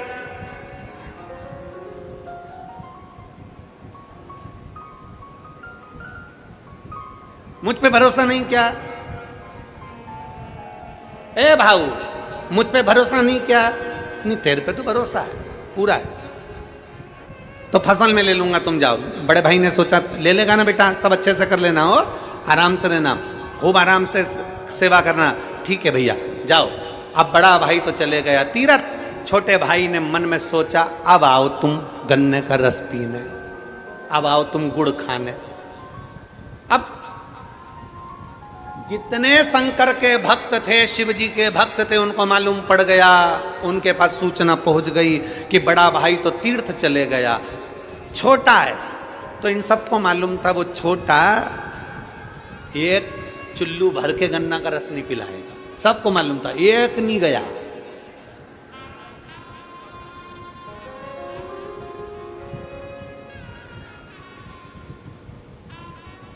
एक नहीं। मैं माननीय अन्ना जी को एक बात कहना चाहूंगा, उस बात के पीछे हमको बहुत हंसी आई। कल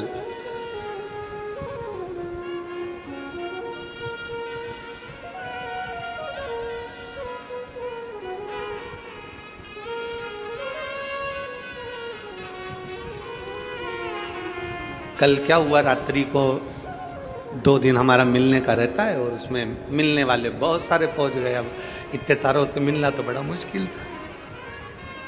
हंसी हमको बहुत आई रात को, बहुत अन्ना जी, बहुत हम हंसे भी बहुत उस बात के लिए। तो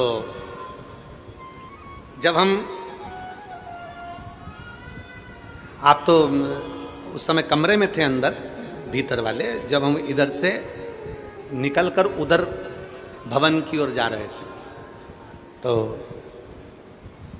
एक पुलिसकर्मी ने, एक नवयुवक लड़का था, युवान यहीं नादगांव का, उसको पुलिस वाले ने पीछे करा। तो दूसरे कार्यकर्ता ने फिर उसको पीछे करा। तो पीछे से चिल्लाकर बोलता है, और शायद 2-3 जो पुलिस वाले खड़े थे उनने सुना भी होगा, हमने सुनकर हमको खूब हंसी, हम अंदर जाते जाते हम हंसे। पीछे से चिल्लाकर बोलता है, सुभाष अन्ना जी होते ना तो मेरा हाथ पकड़ के अंदर ले जाते। अब हमको हंसी आए, हमने कहा गजब, मतलब लोगों के मन में विश्वास है कि भैया ये अन्ना जी होते तो पकड़ कर ले जाते, मेरे को अंदर मिलवा देते, विश्वास। बस वही भरोसा होना चाहिए कि शिव महापुराण की कथा कहती है, आपके अंदर यह भरोसा होना चाहिए कि शिव मेरे साथ है। जैसे वो बालक ने कहा कि अन्ना जी होते तो मेरा हाथ पकड़ ले, मतलब शिव मेरे साथ है, शंकर मेरे साथ। अब पूरे नगर वालों को मालूम पड़ गया, पूरे क्षेत्रवासियों को मालूम पड़ गया कि बड़ा भाई तीर्थ करने गया है, छोटा भाई घर में है, कोई नहीं जाता, कोई गन्ने का रस पीने नहीं गया, कोई गुड़ खाने नहीं गया, कोई गुड़ लेने नहीं गया, कोई नहीं गया। अब भाई ने, उसने सोच के रखा था मैं किसी को भी गन्ने का रस नहीं दूंगा, मैंने मेहनत करी है, गुड़ नहीं दूंगा, मैं शुगर नहीं दूंगा, चीनी नहीं दूंगा। बस उसने अपना गुड़ बनाया, उसने अपना गन्ना शुगर फैक्ट्री में भेजा और फसल पूरी दे दुआ के सारा हिसाब लगाया। हिसाब लगाने पर मालूम पड़ा उसको कि हर साल जितनी फसल आती थी, हर साल जो पैसा आता था उससे केवल आधा पैसा अब की बार आया। अब की बार केवल आधा पैसा आया। बड़ा भाई आ गया तीर्थ से, छोटे भाई से पूछा क्यों, हिसाब कहाँ है? बड़े भाई ने हिसाब मांगा, छोटे भाई ने हिसाब दिया। बड़े भाई की आंख में आंसू आ गए। छोटे से कहा छोटे, मैं जब गया था फसल अच्छी थी, मैं गया था जब गन्ना अच्छा था, फिर ये इतना कम हिसाब कैसे आया? भैया शक्कर का भाव कम हो गया, चीनी का भाव कम हो गया, भैया गुड़ का भाव कम हो गया, इसलिए हमारे पास में कम पैसा आया, कम पैसा आया। बड़े भाई ने छोटे भाई से कहा कोई बात नहीं, तू दुखी मत हो, तू दुखी मत हो। रो क्यों रहा है, किस लिए रो रहा है?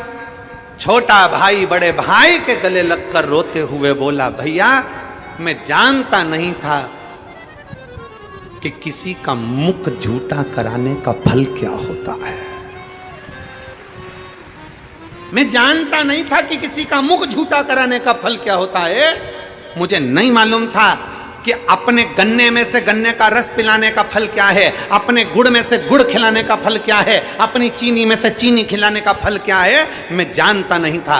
आपसे हमने पहले भी कथा में कहा, आज फिर कहते हैं, तुम्हारी दुकान अच्छी चल रही है, तुम्हारी नौकरी अच्छी चल रही है, तुम्हारा व्यापार अच्छा चल रहा है, तुम्हारा व्यवसाय अच्छा चल रहा है, तो एक काम करो मकान बना लो। बहुत अच्छा दुकान व्यापार नौकरी चले तो पत्नी के जेवर बना दो। खूब अच्छा व्यापार दुकान नौकरी चले तो थोड़ी खेती की जमीन खरीद लो। खूब अच्छा व्यापार दुकान नौकरी चले तो थोड़ा बहुत मकान गाड़ी बंगला कर लो। शास्त्र कहता है चलते चलते में थोड़ा सा बना लोगे चल जाएगा। उसी तरह शिव महापुराण की कथा कहती है तुम्हारी जिंदगी में जब तक तुम्हारे हाथ पैर चल रहे हैं तब तक कथा सुन लो, और जब तक तुम्हारी घर में चल रही है तब तक दोनों हाथों से दान कर लो। इसके बाद कर पाओ ना कर पाओ। चलती दुकान में से थोड़ा सा सामान निकाला, भूखे को भोजन करा दिया, प्यासे को पानी पिला दिया, भोजन करा दिया, अन्नदान कर दिया। हम आपसे कभी नहीं कहते कि तुम करोड़ों का अन्नदान करो। हम आपसे कहते हैं अगर घर से आ रहे हो तो कुछ रोटी, थेपला, पराठा, पूड़ी, बेसन, रोटी कुछ भी बना कर लिया और मुख झूठा कराओ इन शिव भक्तों का। उस छोटे भाई ने गले लगकर आंख में आंसू भर कर कहा भैया तू शिव भक्तों के मुख झूठे करा देता था इसलिए फसल भी अच्छी आती थी, तो शिव भक्तों का मुख झूठा करा देता था इसलिए पैसा भी अच्छा आता था। हमने देखा है, हम अपनी व्यासपीठ से कहते हैं एक इतनी छोटी सी डायरी ले लो और किसी को अगर 5 रुपए का पानी पिलाया है शिव महापुराण के अंदर इन शिव भक्तों की सेवा करिए। अगर 5 रुपए का पानी पिलाया है तो एक डायरी पर तारीख के समेत लिख कर रखो। 3 महीने के बाद हमको बताना वो 5 रुपया तुम्हारा 5000 के बराबर हुआ कि नहीं हुआ। मेरा ओघड़ बाबा, मेरा ओघड़दानी, मेरा शंकर, मेरा त्रिकालदर्शी, मेरा कैलाशी, अविनाशी शिव जितना शिव महापुराण की कथा में लगा लेता है उससे लाख गुना मेरा कुबेर भंडारी वापिस चुका देता है, वापिस दे देता है।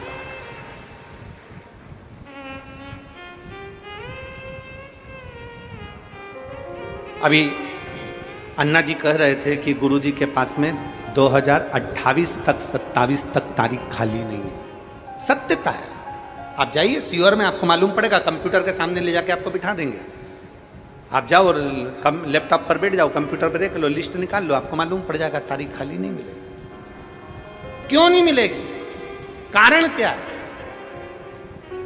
ऐसा कुबेरेश्वर महादेव ने क्या कर रखा है कि कथा की कथा चलती रह रही है?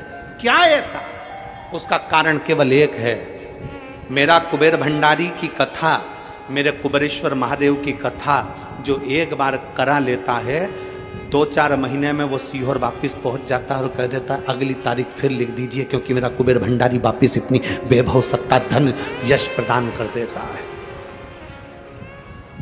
मेरा कुबेर भंडारी वापिस इतना दे देता है कि अगली कथा की तारीख फिर लिखवा कर जाते हैं, अगली तारीख वापिस दो, अगली तारीख वापिस दो, फिर तारीख वहां पर लिखा के जाएगा 25 में दो, 26 में दो, 27 में दो, तुम्हारी मर्जी पड़े तब दो, पर तारीख लिखो, हमारी तारीख लिखो।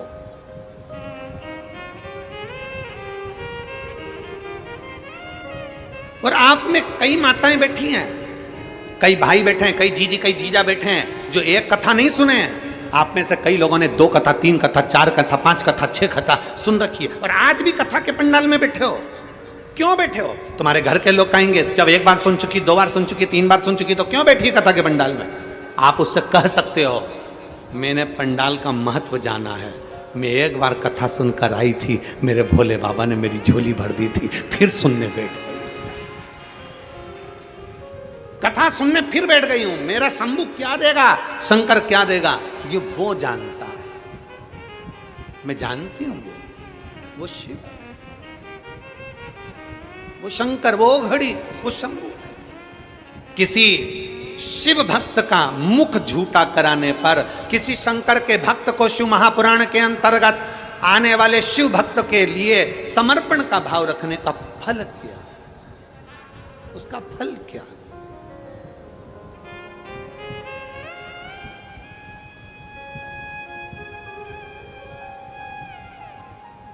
ये कथा तो देवाधिदेव महादेव की कृपा से पूर्ण हो रही। इसके पहले एक कथा थी गुड़गांव में, गुरुग्राम हरियाणा में। श्री वर्धन जी यादव जी ने वो कथा कराई थी, और वो कथा 2 दिन के बाद में रोक दी गई थी। कथा के पंडाल में से शिव भक्त निकल कर नहीं गए, कथा फिर उनके घर पर चालू करी वर्धन जी यादव जी। गुरुग्राम हरियाणा के शिव भक्त निकलकर बाहर नहीं गए, पंडाल में पड़े रहे, हमें कथा सुनना है, हमें कथा सुनना है, खड़े रहे। मैं गुरुग्राम हरियाणा के उस वर्धन यादव जी को धन्यवाद दूंगा कि उनको मालूम पड़ा उनकी माता जी को और उनको कि पंडाल में भक्त लोग हैं और वो सब नहीं है, और उनके भोजन की व्यवस्था नहीं हो पाई, क्योंकि पंडाल में सब बंद करवा दिया गया था। तो तुरंत वो वर्धन यादव जी ने घर के बाहर टेंट लगवाकर भोजन बनवाया, और बनवाने के बाद वो भोजन ले जाकर पंडाल में शिव भक्तों को खिलाया। मैं उनको भी साधुवाद देता हूं इस चीज के।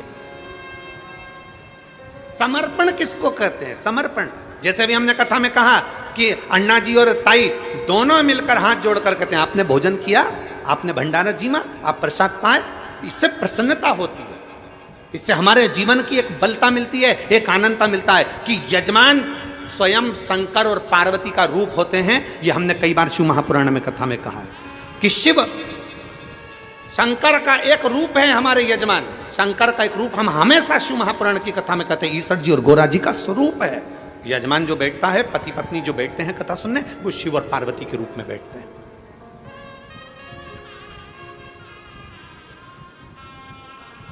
इसीलिए हम कथा में बार बार कहते हैं, शिव महापुराण की कथा में जब भी पति पत्नी यजमान के रूप में बैठे ना, खूब सज धज के बैठो, खूब जोरदार, खूब बंठन के बैठो। बच्चों की शादी में जितना सुंदर श्रृंगार करके बैठते हो, उतना दुगना श्रृंगार शंकर की कथा में बैठकर करना चाहिए। ईश्वर जी गोरा जी मने, मेरे शंकर भगवान जब शादी करने गए थे तो सुंदर श्रृंगार नहीं किया था। मेरे शंकर भगवान सजे नहीं थे, विवाह करने गए थे जब। पर मेरे शंकर भगवान जब कथा सुनने के लिए, शिव पुराण की कथा सुनने तुमरुका जी के मुख से चंचुला देवी के पति बिंदु के लिए जब कथा सुनने के लिए गए थे, तब मेरे शंकर भगवान ने श्रृंगार करा था। माता पार्वती ने 16 श्रृंगार करा था, और दोनों सज धज कर कथा के पंडाल में पहुंचे थे। भगवान का वो स्वरूप आज भी पूरे भारत में पूजाता है, ईश्वर जी और गोरा जी के रूप में। आज भी लोग पूछते हैं गणा और गोर के रूप में, गणगोर के रूप में।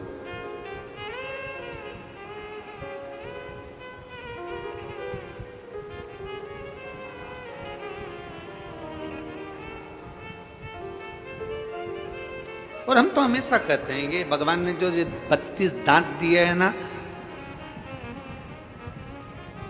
ये जो दांत दिए हैं भगवान ने, भगवान भी कहता है हंस लो खिलखिला के,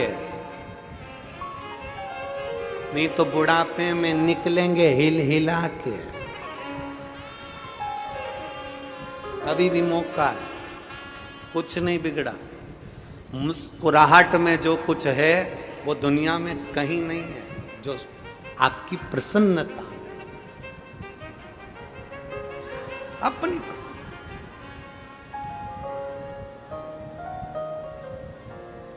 प्रसन्नता में, आनंदता में।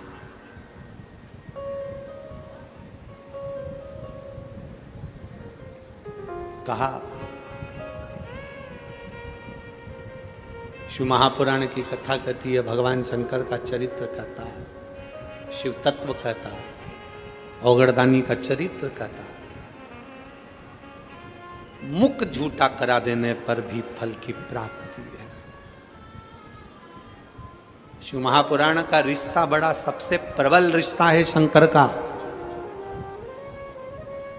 शिव महापुराण का रिश्ता के बराबर कोई रिश्ता नहीं है। घर में तो आपको मालूम है कि ये मेरा भाई है, घर में आपको मालूम है कि ये मेरी बहन है, घर में आपको मालूम है ये मेरे नातेदार, ये मेरे रिश्तेदार हैं। शिव महापुराण की कथा में यहां जितने पंडाल में बैठे हो, तुम्हारे आसपास में जो माताएं बैठी है, तुमको नहीं मालूम कि ये तुम्हारी बहन है, कि तुम्हारी काकी है, कि तुम्हारे रिश्तेदार हैं, कि तुम्हारे नातेदार हैं। पर 7 दिन कथा में उसके पास बैठ कर ऐसा रिश्ता बन जाता है कि घर के रिश्ते पीछे रह जाते हैं और शिव पुराण का रिश्ता अलग चल जाता है। ये शंकर का रिश्ता है, ये शिव तत्व का रिश्ता है, ये शिव महापुराण का रिश्ता है। इसीलिए शिव महापुराण की कथा कहती है, हमारा भगवान की कथा में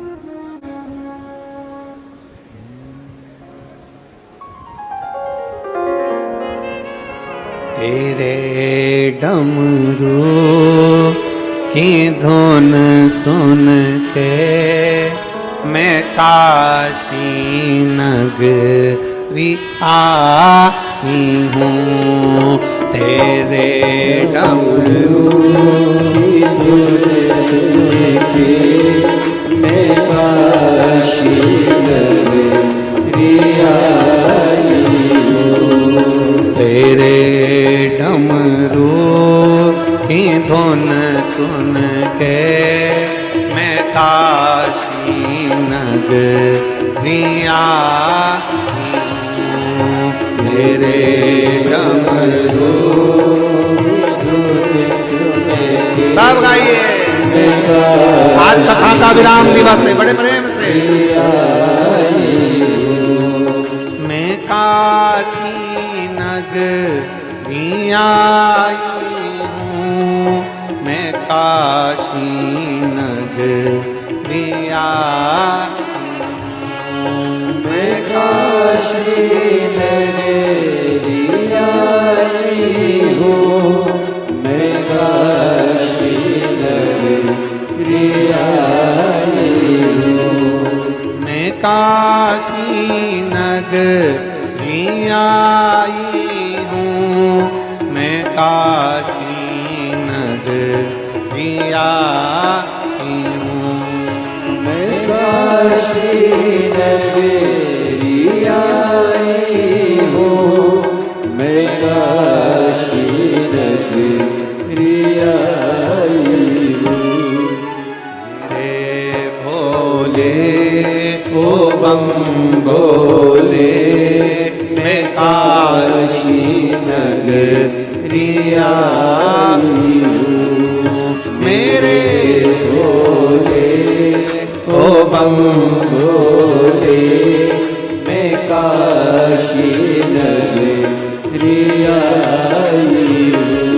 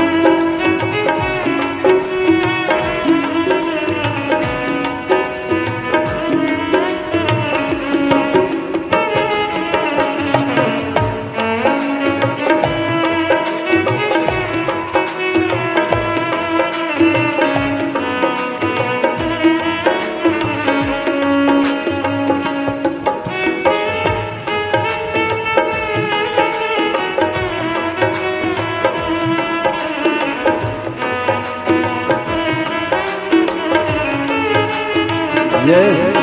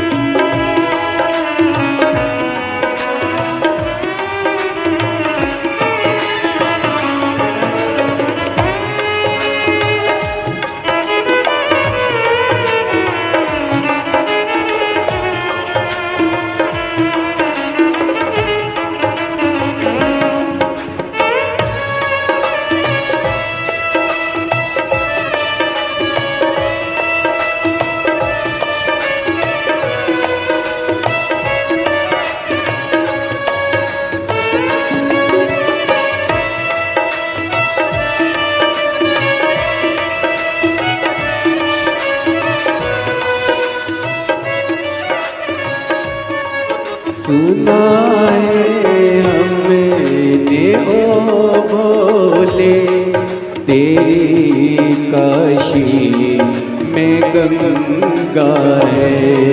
सुना है हमने ओ भोले तेरी काशी में गंगा है। सुना है हमने ओ भोले तेरी काशी में गंगा है। उसी गंगा में नहाने को मैं काशी नगरी आई हूँ। उसी गंगा में नहाने को मैं काशी नगरी आई हूँ। मेरे भोले हो भोले मैं काशी नगरी आई हूँ। मेरे भोले हो भोले मैं काशी नगरी आई हूँ।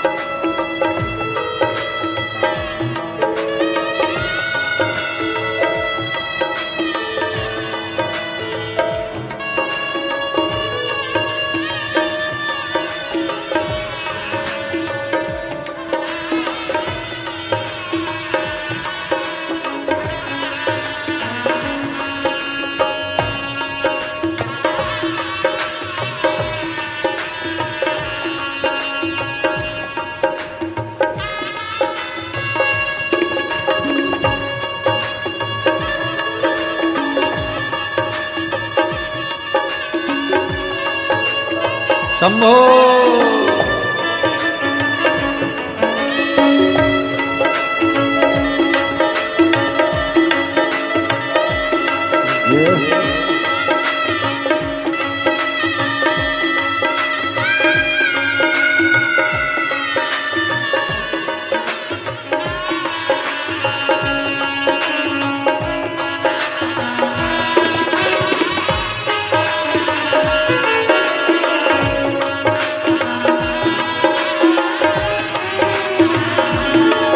सुना है हमने ओ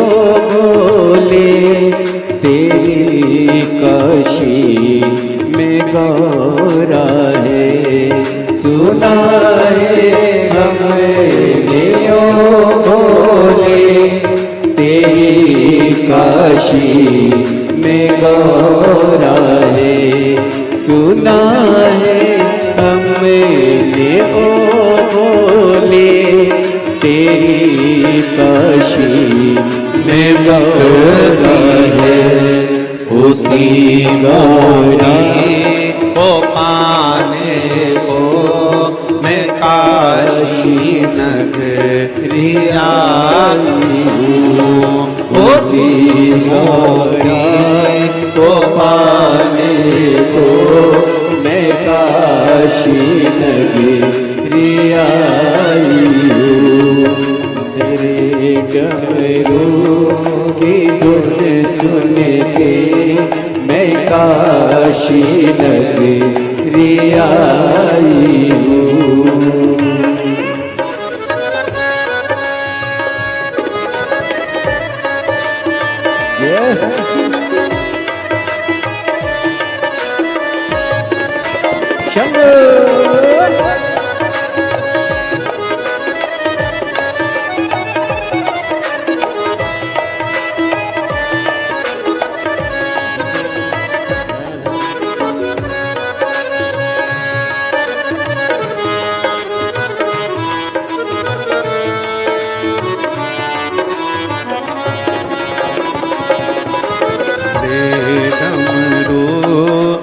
धुन सुन के मैं काशी नगरी आई हूँ।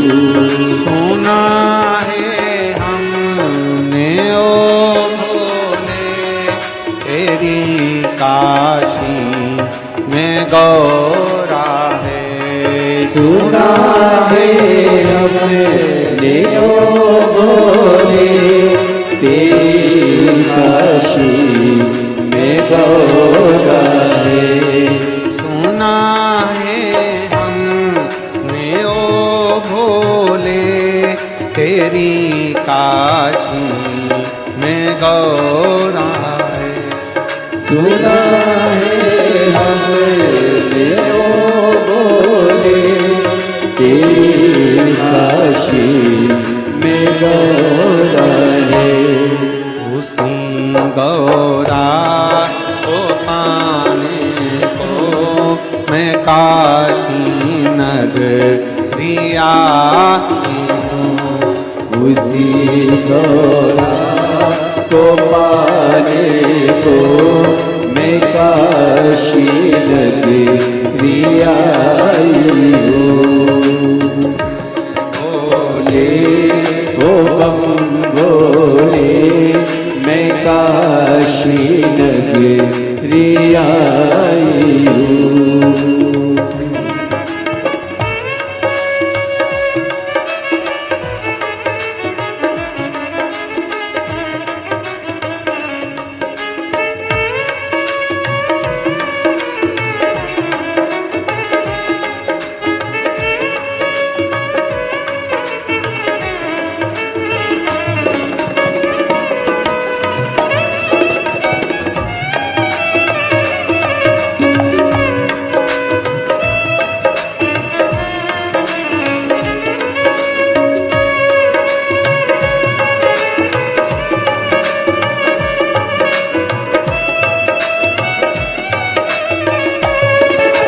बोले शंभू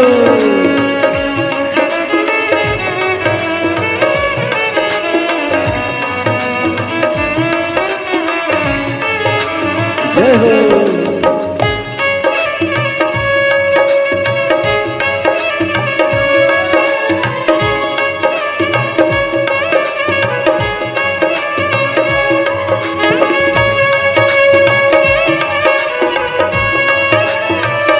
शंभो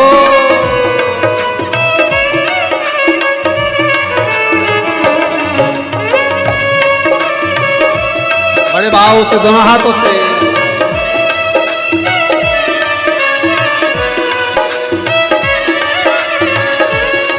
तेरे डमरू की धुन सुन के मैं काशी नगरी आई हूँ। तेरे डमरू की धुन सुन के मैं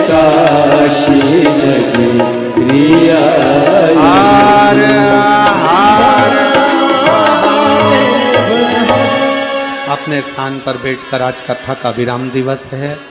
बड़े भाव से बाबा से प्रार्थना करो।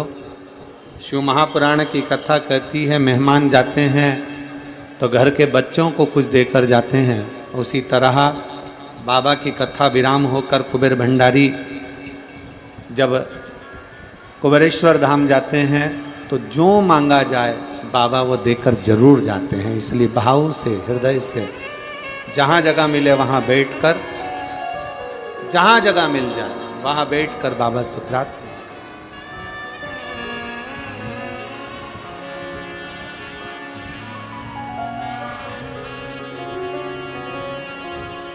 श्री शिवाय नमस्तुभ्यं। श्री शिवाय नमस्तुभ्यं। श्री शिवाय नमस्तुभ्यं। श्री शिवाय नमस्तुभ्यं। श्री शिवाय नमस्तुभ्यं। भोला सब दुख काटो हमारा, ओ भोला सब दुख काटो हमारा। शिव शंकर जपूं तेरी माला, भोले बाबा जपूं तेरी माला। भोला सब दुख काटो हमारा, ओ भोला सब दुख काटो हमारा।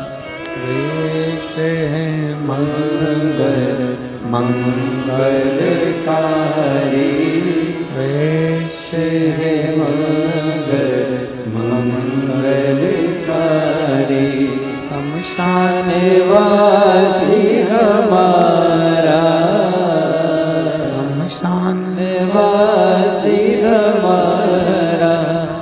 ओ भोला सब दुख काटो हमारा, ओ भोला सब दुख काटो हमारा।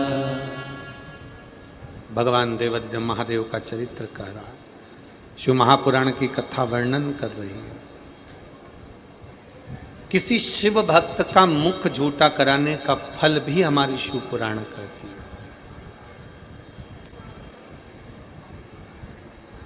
तारकासुर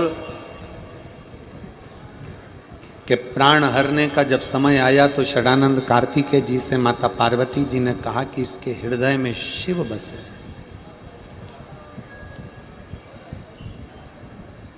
इसके हृदय में शंकर बसे।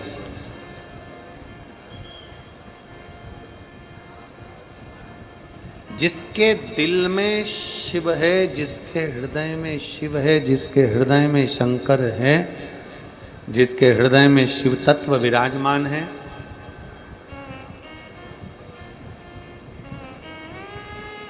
वो भटकता नहीं है।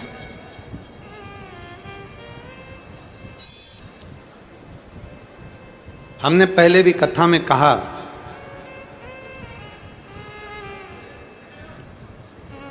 पत्थर टूटता है तो भगवान बनता है। पत्थर टूटता है तो भगवान बनता है। अहंकार टूटता है तो इंसान बनता है। और जब अहम टूट जाता है तब महादेव का हो जाता है।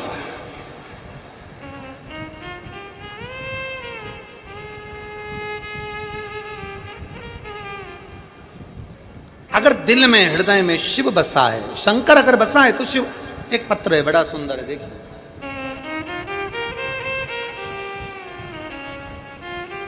मैं सुनीता गोपीनाथ पाटिल। मैं भुसावल जिला जलगांव की रहने वाली हूँ। कहीं बैठी हो तो हाथ हिला सकती हैं। आप ही हैं? बच्ची आई है क्या साथ में? आ जाओ, बेलपत्र ले जाना चाहिए। मैं सुनीता गोपीनाथ पाटिल, भुसावल जिला जलगांव की रहने वाली हूँ गुरुदेव। मेरा मोबाइल नंबर ये है। मेरी बेटी कार्तिकी गोपीनाथ पाटिल 7 से 8 साल की थी तब मेरे बेटी के आंख के नीचे एक सफ़ेद दाग आ गया था। उसके आंख के नीचे सफ़ेद दाग आने लगा। बाद में उसे कान और सर के ऊपर दाग आने लगे। मैंने भुसावल के सभी डॉक्टरों को दिखाया, उन्होंने ये सफ़ेद दाग ही है उसे कह दिया। मैं बहुत परेशान हो गई।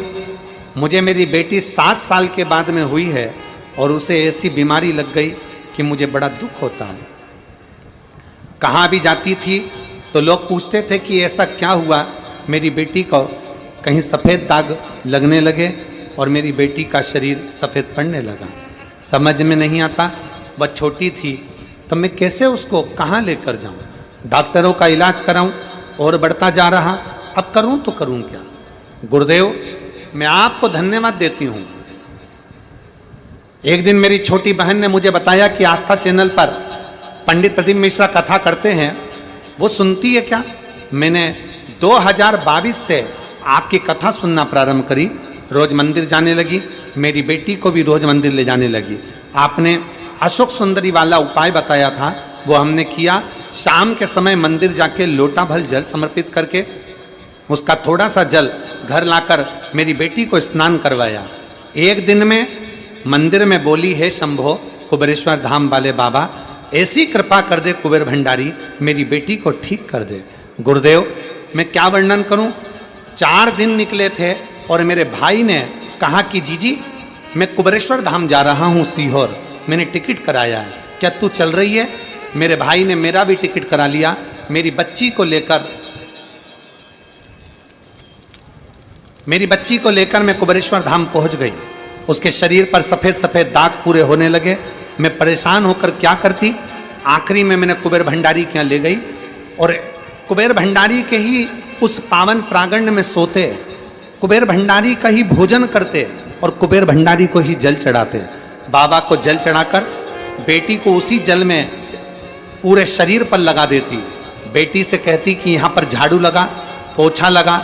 यहाँ जब रोग में ग्रसित हो गया व्यक्ति और डॉक्टर ने कह दिया इसको कैंसर है या इसकी किडनी या इसका लीवर खराब हो गया है, डैमेज हो गया है, इसका डायलिसिस चालू होगा।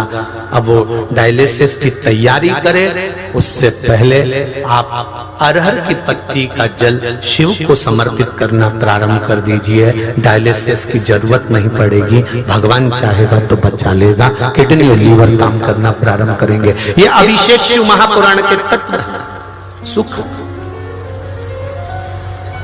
तीसरा,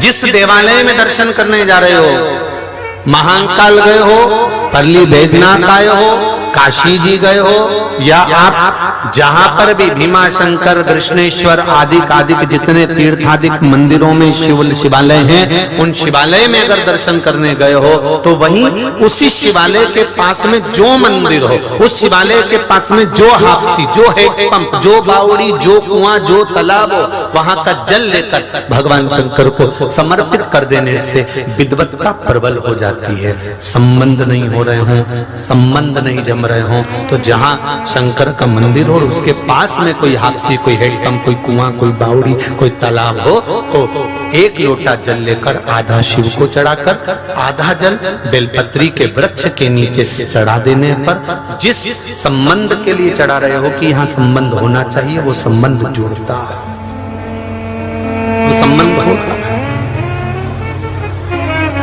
एक पत्र था, अब यहां है कि वो कमरे में है, ध्यान आ रहा है,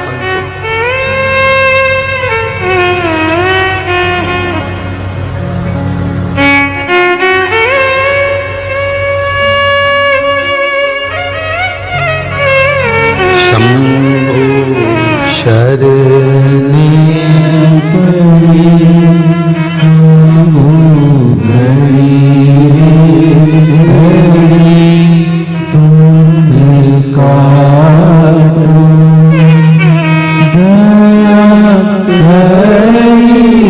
दया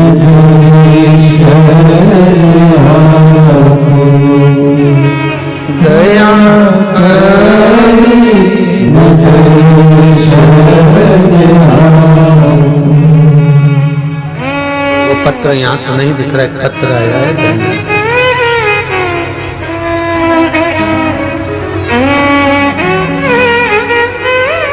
श्री शिवाय नमस्ते। बैठिए, अभी बैठिए, मैं पहुंचाता हूं। एक पत्र आया है, ध्यान दीजिएगा जरा। फोटो भी भेजे हैं। नागपुर से श्वेता लोहिया, कहीं बैठे हो तो हाथ हिलाइएगा। नागपुर से श्वेता लोहिया, दोनों हाथ हिलाएं एक बार। आती है बेटा? श्री शिवाय नमस्ते। हमारी माता जी को शुगर थी, बीपी था, पांव में एक बीमारी हो गई थी, उसके कारणवश पांव में घाव पड़ गए थे। उसके फोटो भी डॉक्टरों के द्वारा जो लिए गए हैं, वो फोटो भेजे हैं। आप लोग आस्था चैनल पर और जितनी भी एलसीडी लगी हुई है उस पर आप उस फोटो उनको देख रहे होंगे कि पांव में खड्डे पड़ गए थे, इतने इतने इंच के खड्डे पांव के अंदर पड़ गए थे।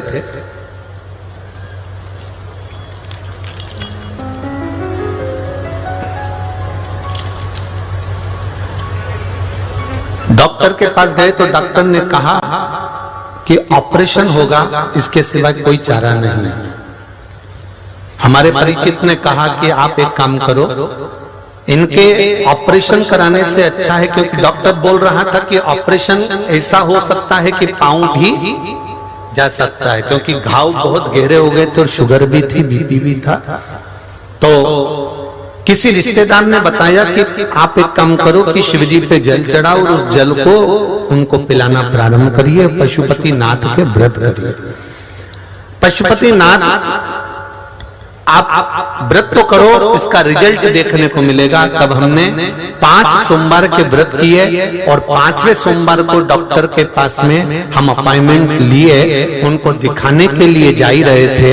और बाबा की ऐसी कृपा हुई गुरुजी कि 5 सोमवार के अंदर उनके घाव भी भरा गए और वो चलना भी प्रारंभ कर दी।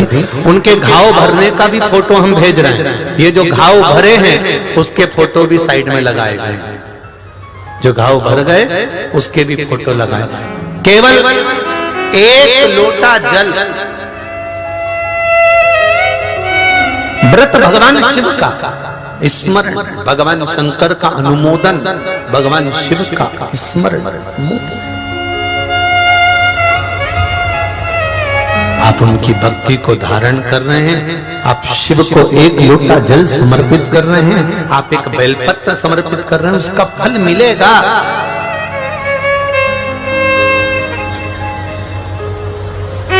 प्राप्त जरूर होगा, वो खाली नहीं जा सकता।